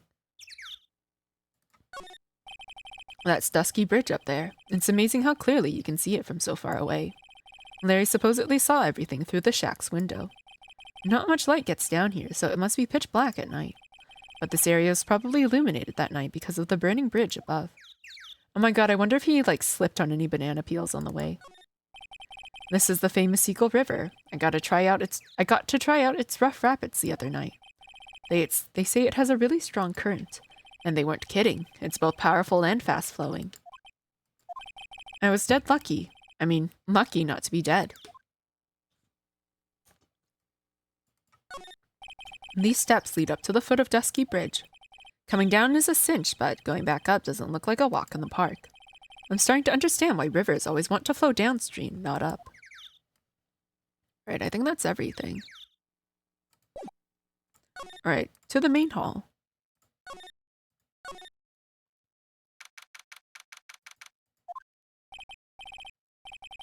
Come on, please. It's for art's sake, I swear. There's only one guy I know who would be this persistent and high-strung. I'm talking about the heroine here. The heroine in my book. It'll make you famous. Enough! Oh my god. A fool's fools who foolishly accept the foolishness of a fool's fool. God, that really twisted my tongue. Wouldn't you agree, Phoenix Wright? Huh? Me? Wait a second. I know you.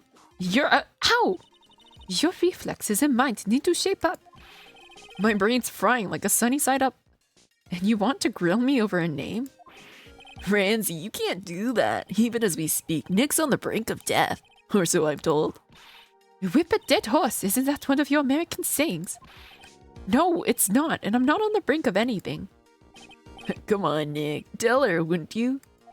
Tell her she needs to model for my new picture book, Ramsey's Whippity Whip Trip. You deserve that. Before you ask me to model, learn to give at least a semi-coherent testimony. You beat a dead horse, someone should tell her. Yeah. And before that, you'll have to learn how to live a semi-coherent life, Larry. I don't care what anyone says, I'm telling the truth. I saw what I saw. She flew, I'm telling you. Whoosh, just like that dude with the red underwear. Don't think I'm gonna forgive you guys when you come crawling back to apologize. Off he goes. It's amazing how little has changed with you in the past year, Phoenix Wright. Have you been in Germany all this time? That's right. Extending my perfect wind record, naturally. Oh, joy. Sounds like she hasn't changed a bit. Has it really been a year since we first met? I am Francisco von Karma, the prodigy. I see. I gave up a promising career in Germany and came to this country for one sole reason. Revenge. Francisca was born and raised in Germany and became a prosecutor at the age of 13. Her father was the legendary prosecutor, Manfred von Karma. He had a perfect win record for 40 long years. But now, he's gone from this world.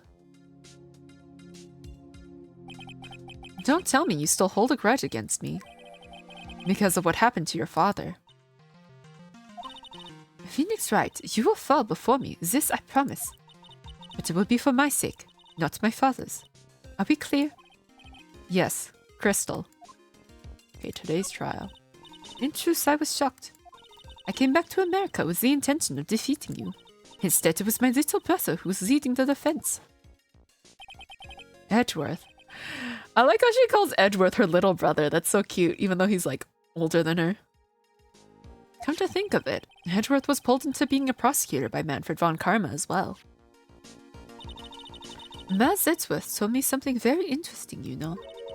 He says this case has a special significance to you. Because it does. And that's precisely why I am here. Your personal involvement will make crushing you into teensy-weensy pieces all the better. It's probably the fever, but she's so openly hostile that it's almost kind of cute. Ow! No smirking! No whipping the stick! That foolish fool doing such a foolish favor for such a foolishly foolish fool. Edgeworth.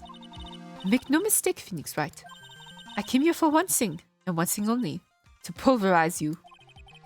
It's not like I thought you were here to bring me some cold killer X, you know.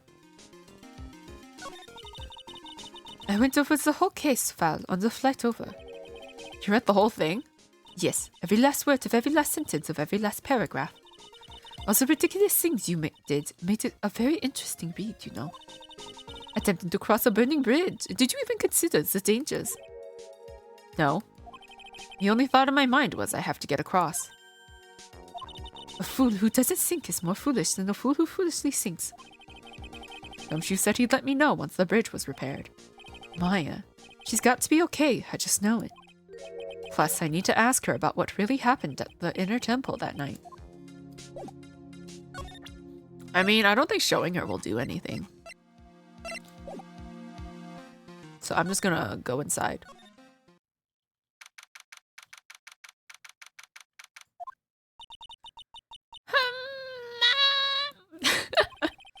That was one long sigh. Oh, that was a sigh?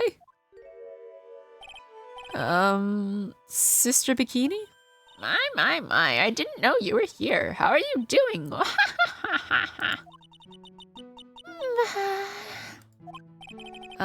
You don't have to pretend to be in a good mood for my sake.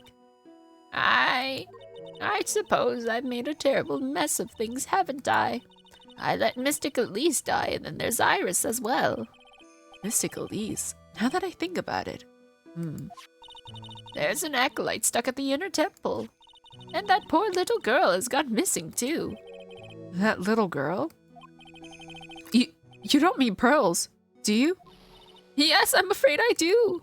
She has been seen since the morning after the incident. Pearls? She's missing. Why didn't anyone tell me about this? I must be getting old. I think I've seriously lost faith in myself. Are you talking about your performance at the trial today? You believe me, don't you? I'm not a liar. I would never lie. I know what I saw. I saw Iris pull that sword from Mystic Elise's body that night. I'm certain of it. At least I was until this morning. I don't see any psych logs, so she must be telling the truth.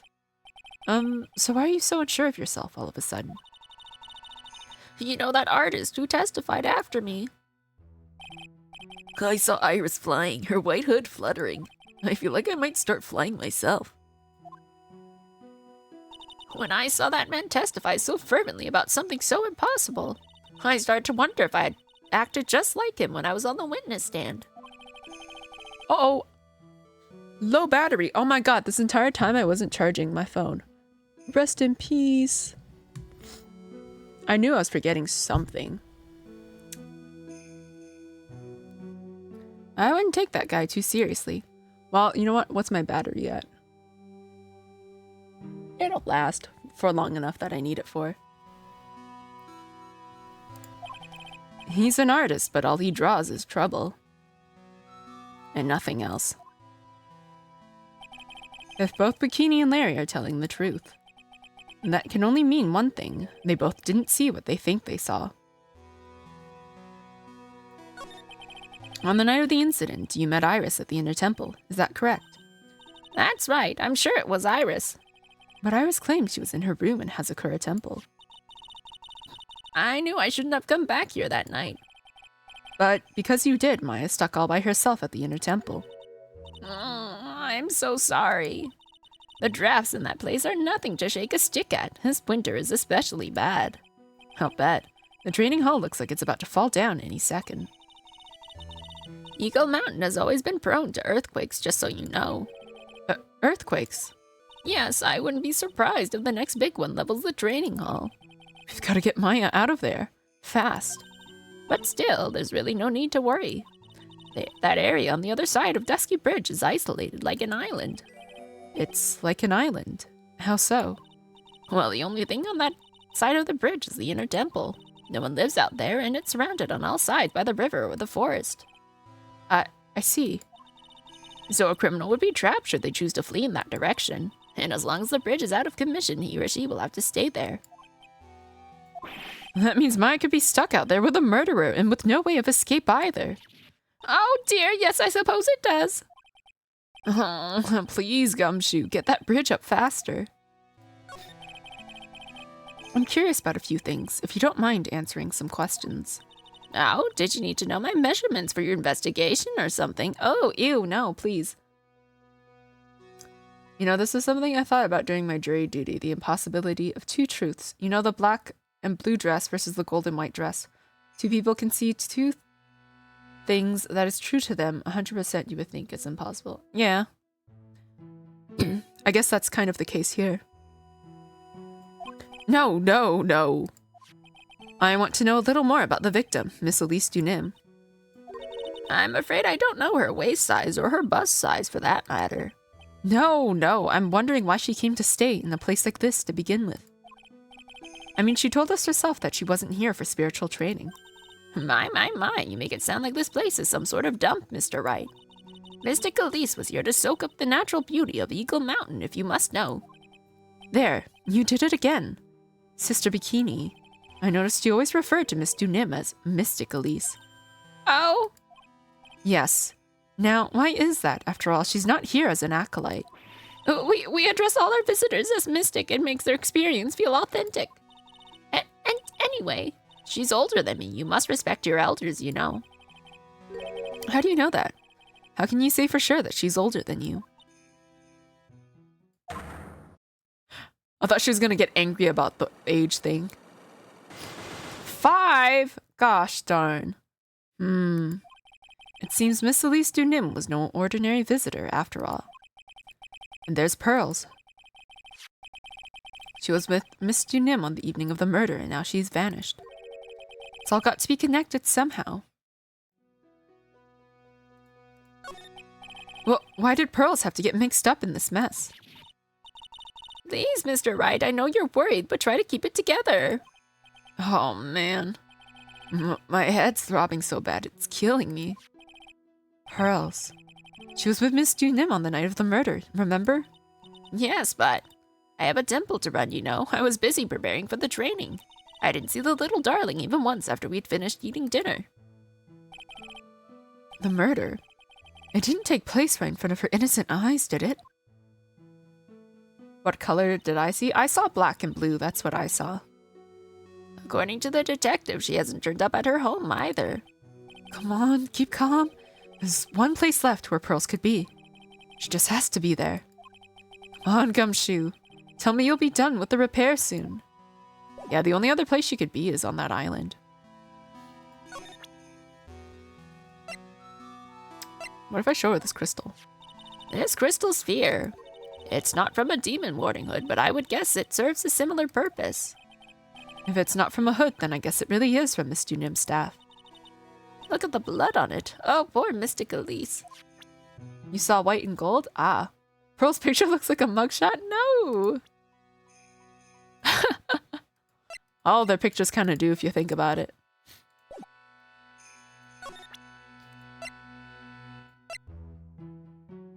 Does she have anything to say about this? Honestly, it's like the end of the world. It's not a good thing, that's for sure. To think people have the gall to call this kind of scribbling by the name of art. Huh?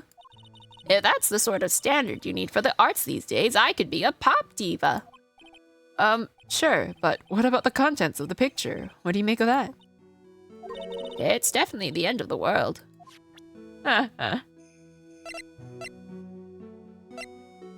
Tracks, Iris's testimony. What if we show the staff? Ah, it's Mystic Elise's staff. The crystal sphere really is missing from it. But the sphere was found near Dusky Bridge, right? Yes, even though I'm sure Mystic Elise was in Nanzakura Temple that entire evening.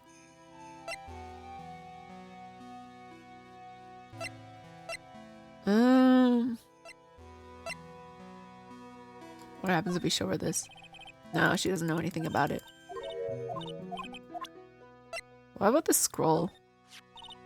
Huh? Ah, well, look what you found.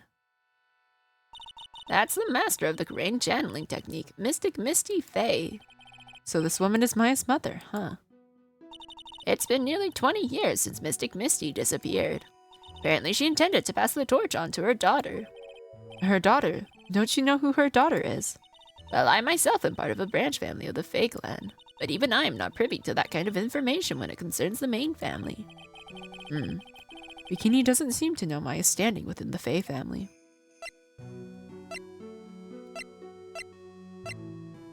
Okay, I don't think I have anything else to show her. I don't know if I have enough stuff for her locks. Maybe Larry's back?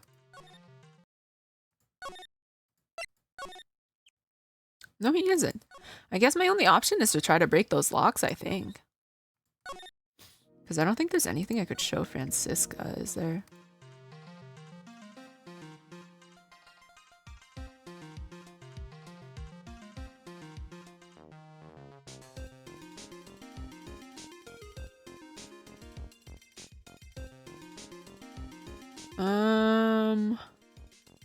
Nope, apparently there's just things I'm missing.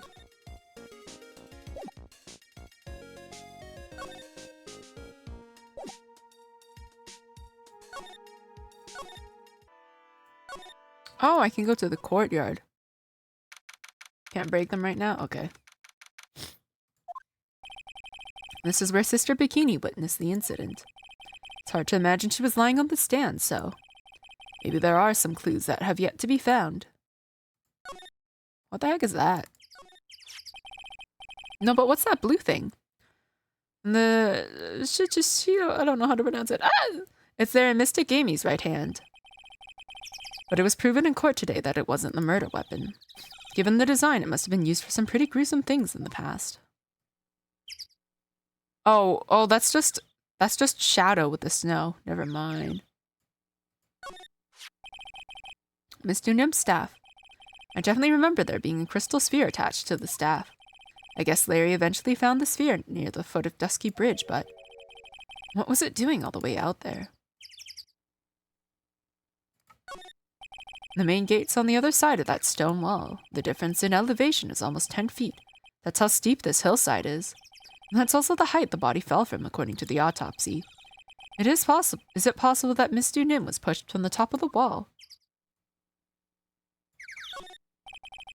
They get quite a bit of snow up here on Eagle Mountain. Around here, skis aren't just for fun. They're tools for getting around. But the sled, now that's gotta be for Bikini's own personal entertainment.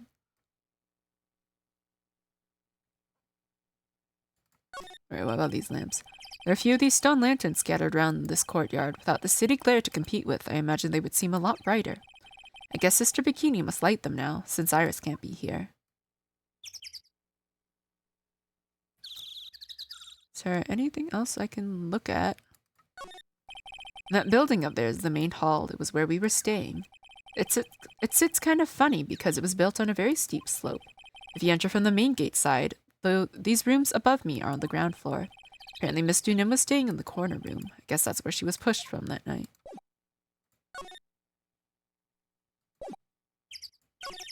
Wait, what's this? Oh, no, that's nothing. No clues here. Is that really everything?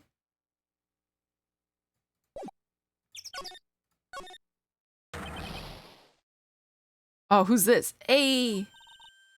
What was that jarring, inconsiderately loud yell? So this is where you've been, keeping nice and warm, I see. Detective, have you finished the bridge? Yeah, I did. I told you I'd let you know. Well, then I'll come along with you and... Sorry, ma'am. No unauthorized entry. Access is restricted to people involved in the case. What was that? I'm involved, aren't I? You couldn't get much more involved than me. Well, yeah, but that's not what I meant. Ah! It's been a while, Scruffy. Oh my god! Ah, it's... Miss... Von Karma! Ah! Sister, please, leave the investigation to me. My, well, you certainly seem to have everything under control. I'm on your side. I won't do anything you don't want me to. As you work to pin the guilt on Iris. What are you daydreaming about, Phoenix Wright? How? That hurts, you know. Silence.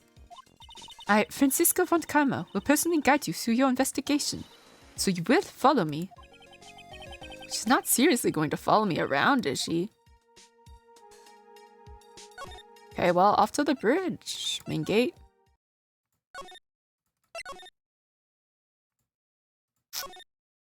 Maya! Where is she? Okay, I think after we've reunited with Maya, we'll call it a night. Things have certainly become a lot more hectic than before. They must have commenced with the investigation. Oh, Mr. Nick! That voice! Oh, wait, no, that's Pearl. Okay. Pearls! Mr. Nick! Mr. Nick!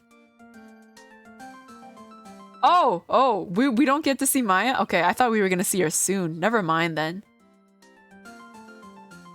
They're gonna really hold out on us, aren't they? Okay, never mind, scratch that. We'll just end at midnight. I thought we were gonna see her soon because we finally got across. So you were here ever since that night? I was so lonely. I thought I was going to die. And I woke up in the morning and saw that Dusky Bridge was gone. I realized I was all alone. She was all alone. It must have been very trying for you, little girl. You're... I'm Francisco von Karma, the prodigy. There's no need to worry now that I'm here.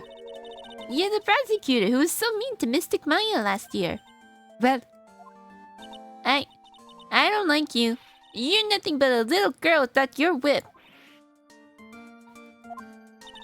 Mystic Maya didn't do anything wrong, but you were so mean. I'll never forgive you. It looks like Pearl's words are getting under her skin. Ow! Why are you whipping me? I didn't even say anything. You didn't have to. The smile on your lips gave you away. Anyway, Pearls? Weren't you with Maya? I'm sorry. It's all my fault. Huh? What are you talking about, Pearls? Oh, Mystic Maya. Hey, wait, Pearls!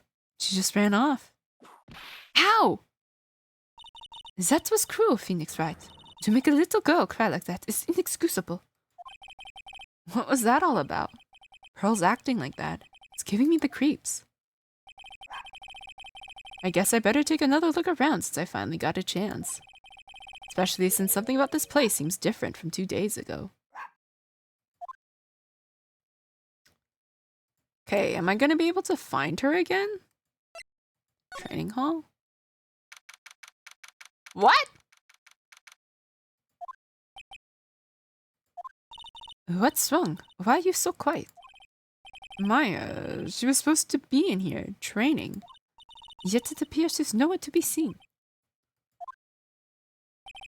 What's that? That strange lock. Wasn't there 2 days ago.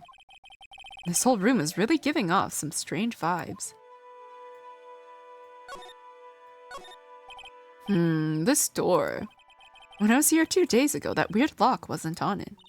Those chains, it's almost as if they're guarding something inside that cavern. I've never seen a lock quite like this before. Are you trying to stack the hot dogs on my head? Huh?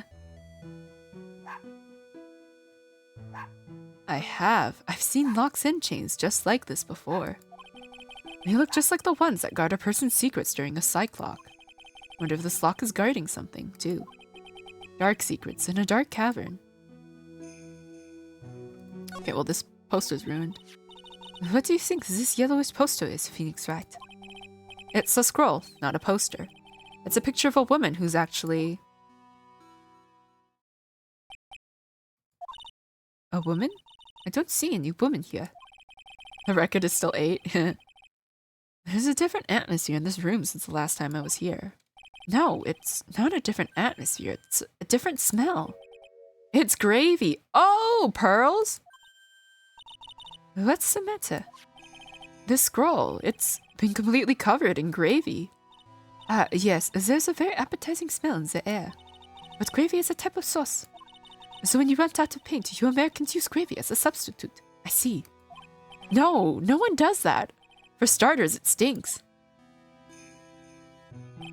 This must be the gravy that we had with the roast on the night of the incident.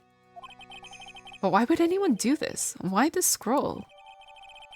So, I'm guessing maybe pearls tripped or something and then gravy splattered. What took you so long? I thought even you'd manage to get here faster than this.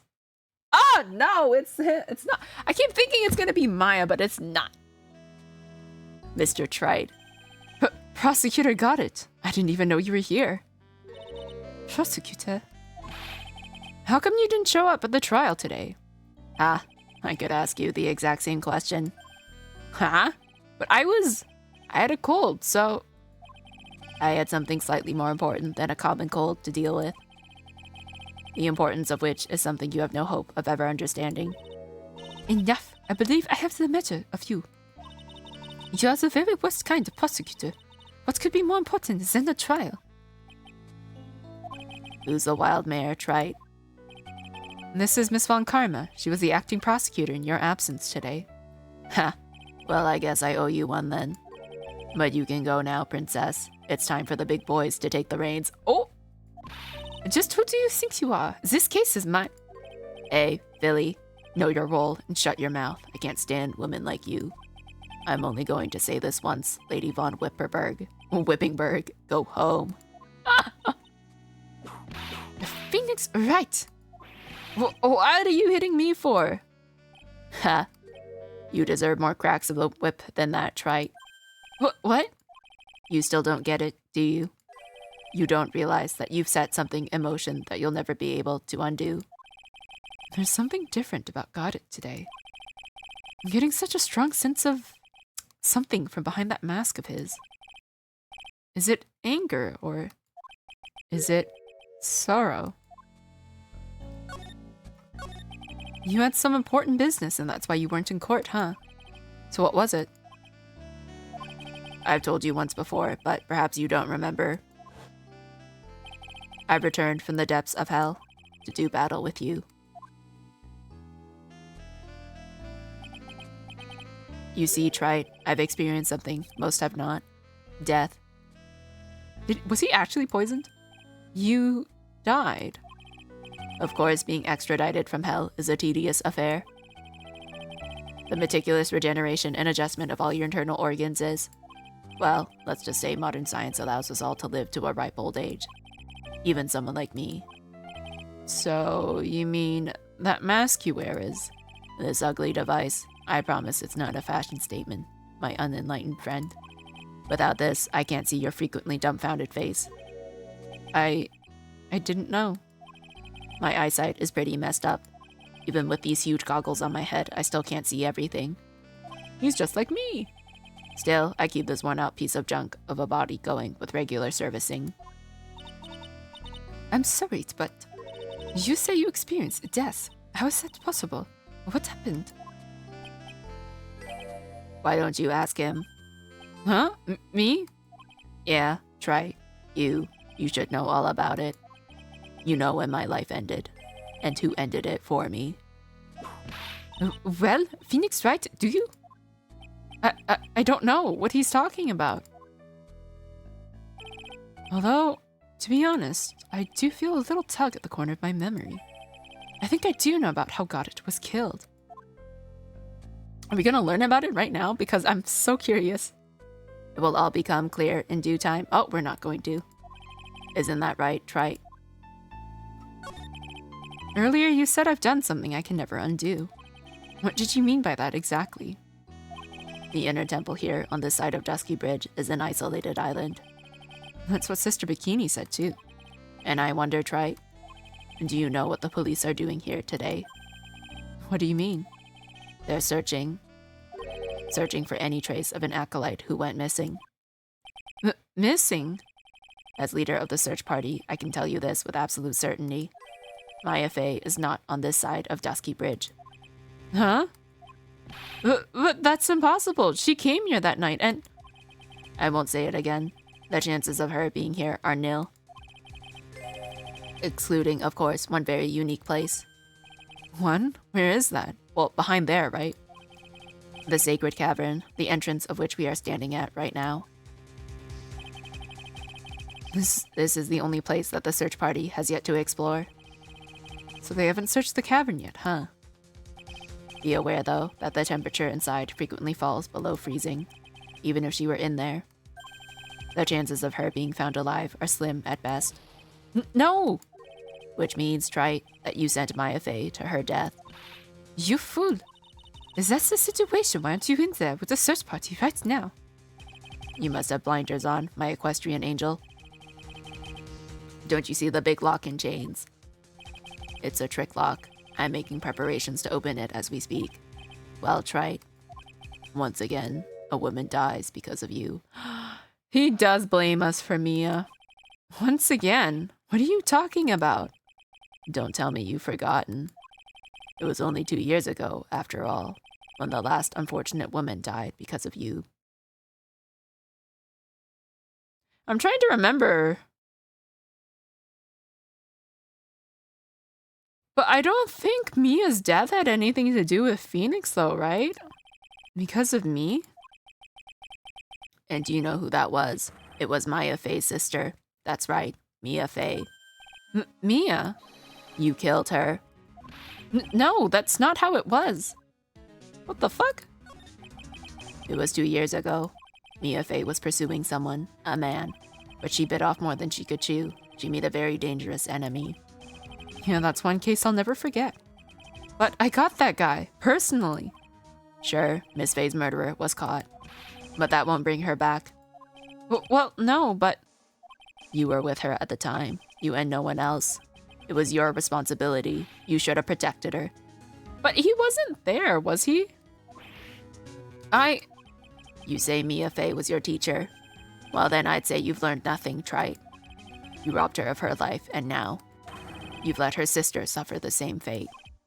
I haven't sentenced Maya to death. No. What is this peculiar looking lock? Why don't we just break it open? It would be a simple matter. I'm afraid we can't do that. This area has always been prone to earthquakes. The repeated tremors have weakened the foundations of the training hall. Any excessive force used to break the lock open would, Well, let's just say the inner temple in the sacred cavern would be a thing of the past. Very well. Then dare I suggest the obvious solution of opening it with the key. Ha. Sure, just show me where the keyhole is on this trick lock. There's no keyhole? That's right, an interesting puzzle, huh? The person who set this lock is the only one who can open it. Then who was it? Simple, the accused. What? Iris? When an acolyte undergoes training inside the sacred cavern, the attending sister is responsible for locking the entrance. Obviously, the night of the murder was no exception. Maya Fey was to train in here. Sister Bikini did mention it a number of times now that I think about it. She said that Iris was left in charge of supervising the early stages of the training. So Iris, the accused, is the only one who can open this lock. I've arranged for her to be brought here now. Iris is the only person who can open this lock. I hope she gets here soon. Hang on in there, Maya. We'll get you out. So, I should be getting back to work. Wait, got it. How sure about Maya are you? There's no doubt in my mind. She's in the sacred cavern somewhere. It's the only place she could be. You'd better start praying. You'd better pray that friend of yours brings the accused back here soon. Edgeworth? Listen up, Wright. There's only one thing I want to say to you before I go. I'll never accept you. Never. You're just angry she dumped you and then tried... I don't know. You should choose your friends more carefully, Phoenix Wright. That's what everyone says. Looks like I don't have much of a choice. I guess I'll just have to do what I can for now. Oh, I guess that's where we'll have to end it tonight. Oh my god. I want to know the lore. There's so much lore. I think I'm halfway through, right? After this investigation, I imagine there's like the last bit of the trial. And then I'll be done. Although I don't know if I'll be able to do it all in like one stream. It might be another 2 streams, but we'll see. Cinderella's time is up for tonight. Yeah, it's been midnight. The carriages have turned back into pumpkins and the horses back into mice. But yeah, because when I look at the walkthrough, there's like the trial is like 3 parts, so that could be long. I don't know. We'll see. All right, it's time for bed. For me, anyway. Let's see.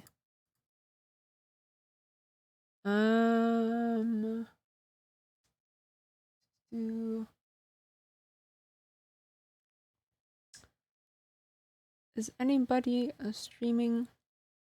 Not anyone that I haven't already rated recently. Okay, that's all right. Can I dance formally?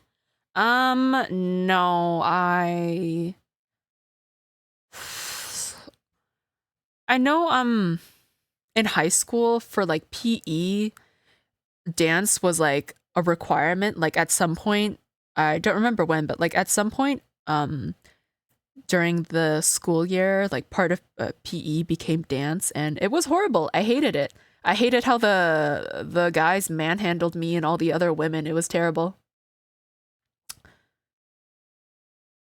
Dance is not a requirement for us.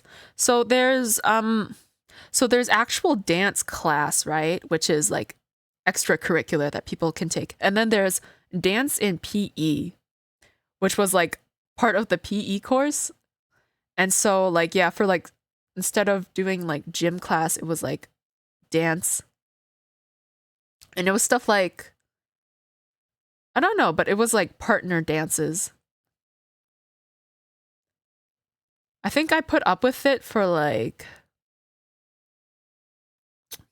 first 2 years, and then not ballroom. It was more like merengue and like salsa kind of stuff. But like, yeah, I got fed up with it to the point. Oh, I wish we did swing jazz, but like I got fed up to it with to the point where I ended up dancing the male parts. Because I hated dancing with the guys because they were either very awkward or they were like, they flung me around like a rag doll, which I did not appreciate. Like, is it so hard to ask for someone to just normally dance with me? So yeah, I ended up just dancing the male part, much to the dismay of like some of the people and like the teachers. I don't know why. Why did they like? I don't know why it was so frowned upon. When I think about it, it's kind of dumb. I don't like how like it was like frowned upon for wanting to like dance the. Well, obviously none of the guys wanted to dance the quote unquote female part, but like there were some. I know there were some like girls who wanted to dance the guy part, but like for some reason it was like frowned upon. Like the only exception they would allow is like if you like literally could not dance the female part because of religious reasons, like for religious reasons you could not dance with like a guy. But I decided to just do it anyway, and it was great. I liked it. All the women adored me, so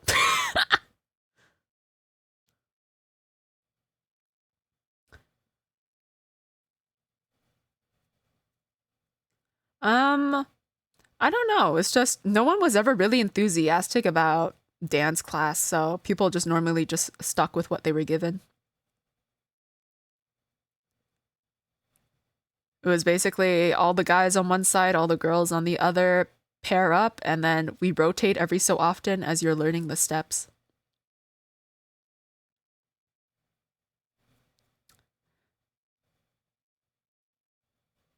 But yeah, thank God most of that has been scrubbed from my memory because I do not want to remember it. It was. Dancing against your will is never fun. Forced contact with people is never fun.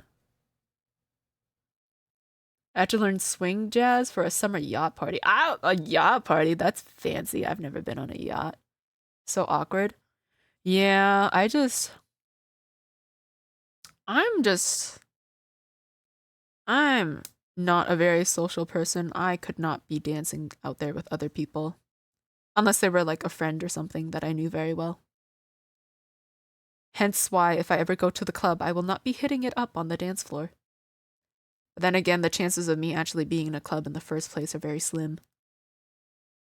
It was the University Sailing Club. Oh, okay, that makes more sense. You know, maybe I should join some clubs, but then again, I don't know. I don't think I'm willing to put aside the time for the commitment for that. Okay, it is getting late. I am rambling on. Did I save? I think I saved. Alright. Next stream is Friday. That's gonna be more Witcher. And then I'm so excited for Sunday. There's the Dordogne. I'm not pronouncing it right because it's French, but like it looks so pretty. Cause like all the art was like it's watercolor. It's like I think they did it by hand. So excited for that. No Final Fantasy? Not for now. I think if I ever want to play Final Fantasy, it would have to replace Wednesday or Friday streams because it's such a big game. I don't think I could like make much progress on Sundays. Because Sundays I can only stream like for like 3 hours as opposed to Wednesdays and Fridays where I can stream 4 to 5.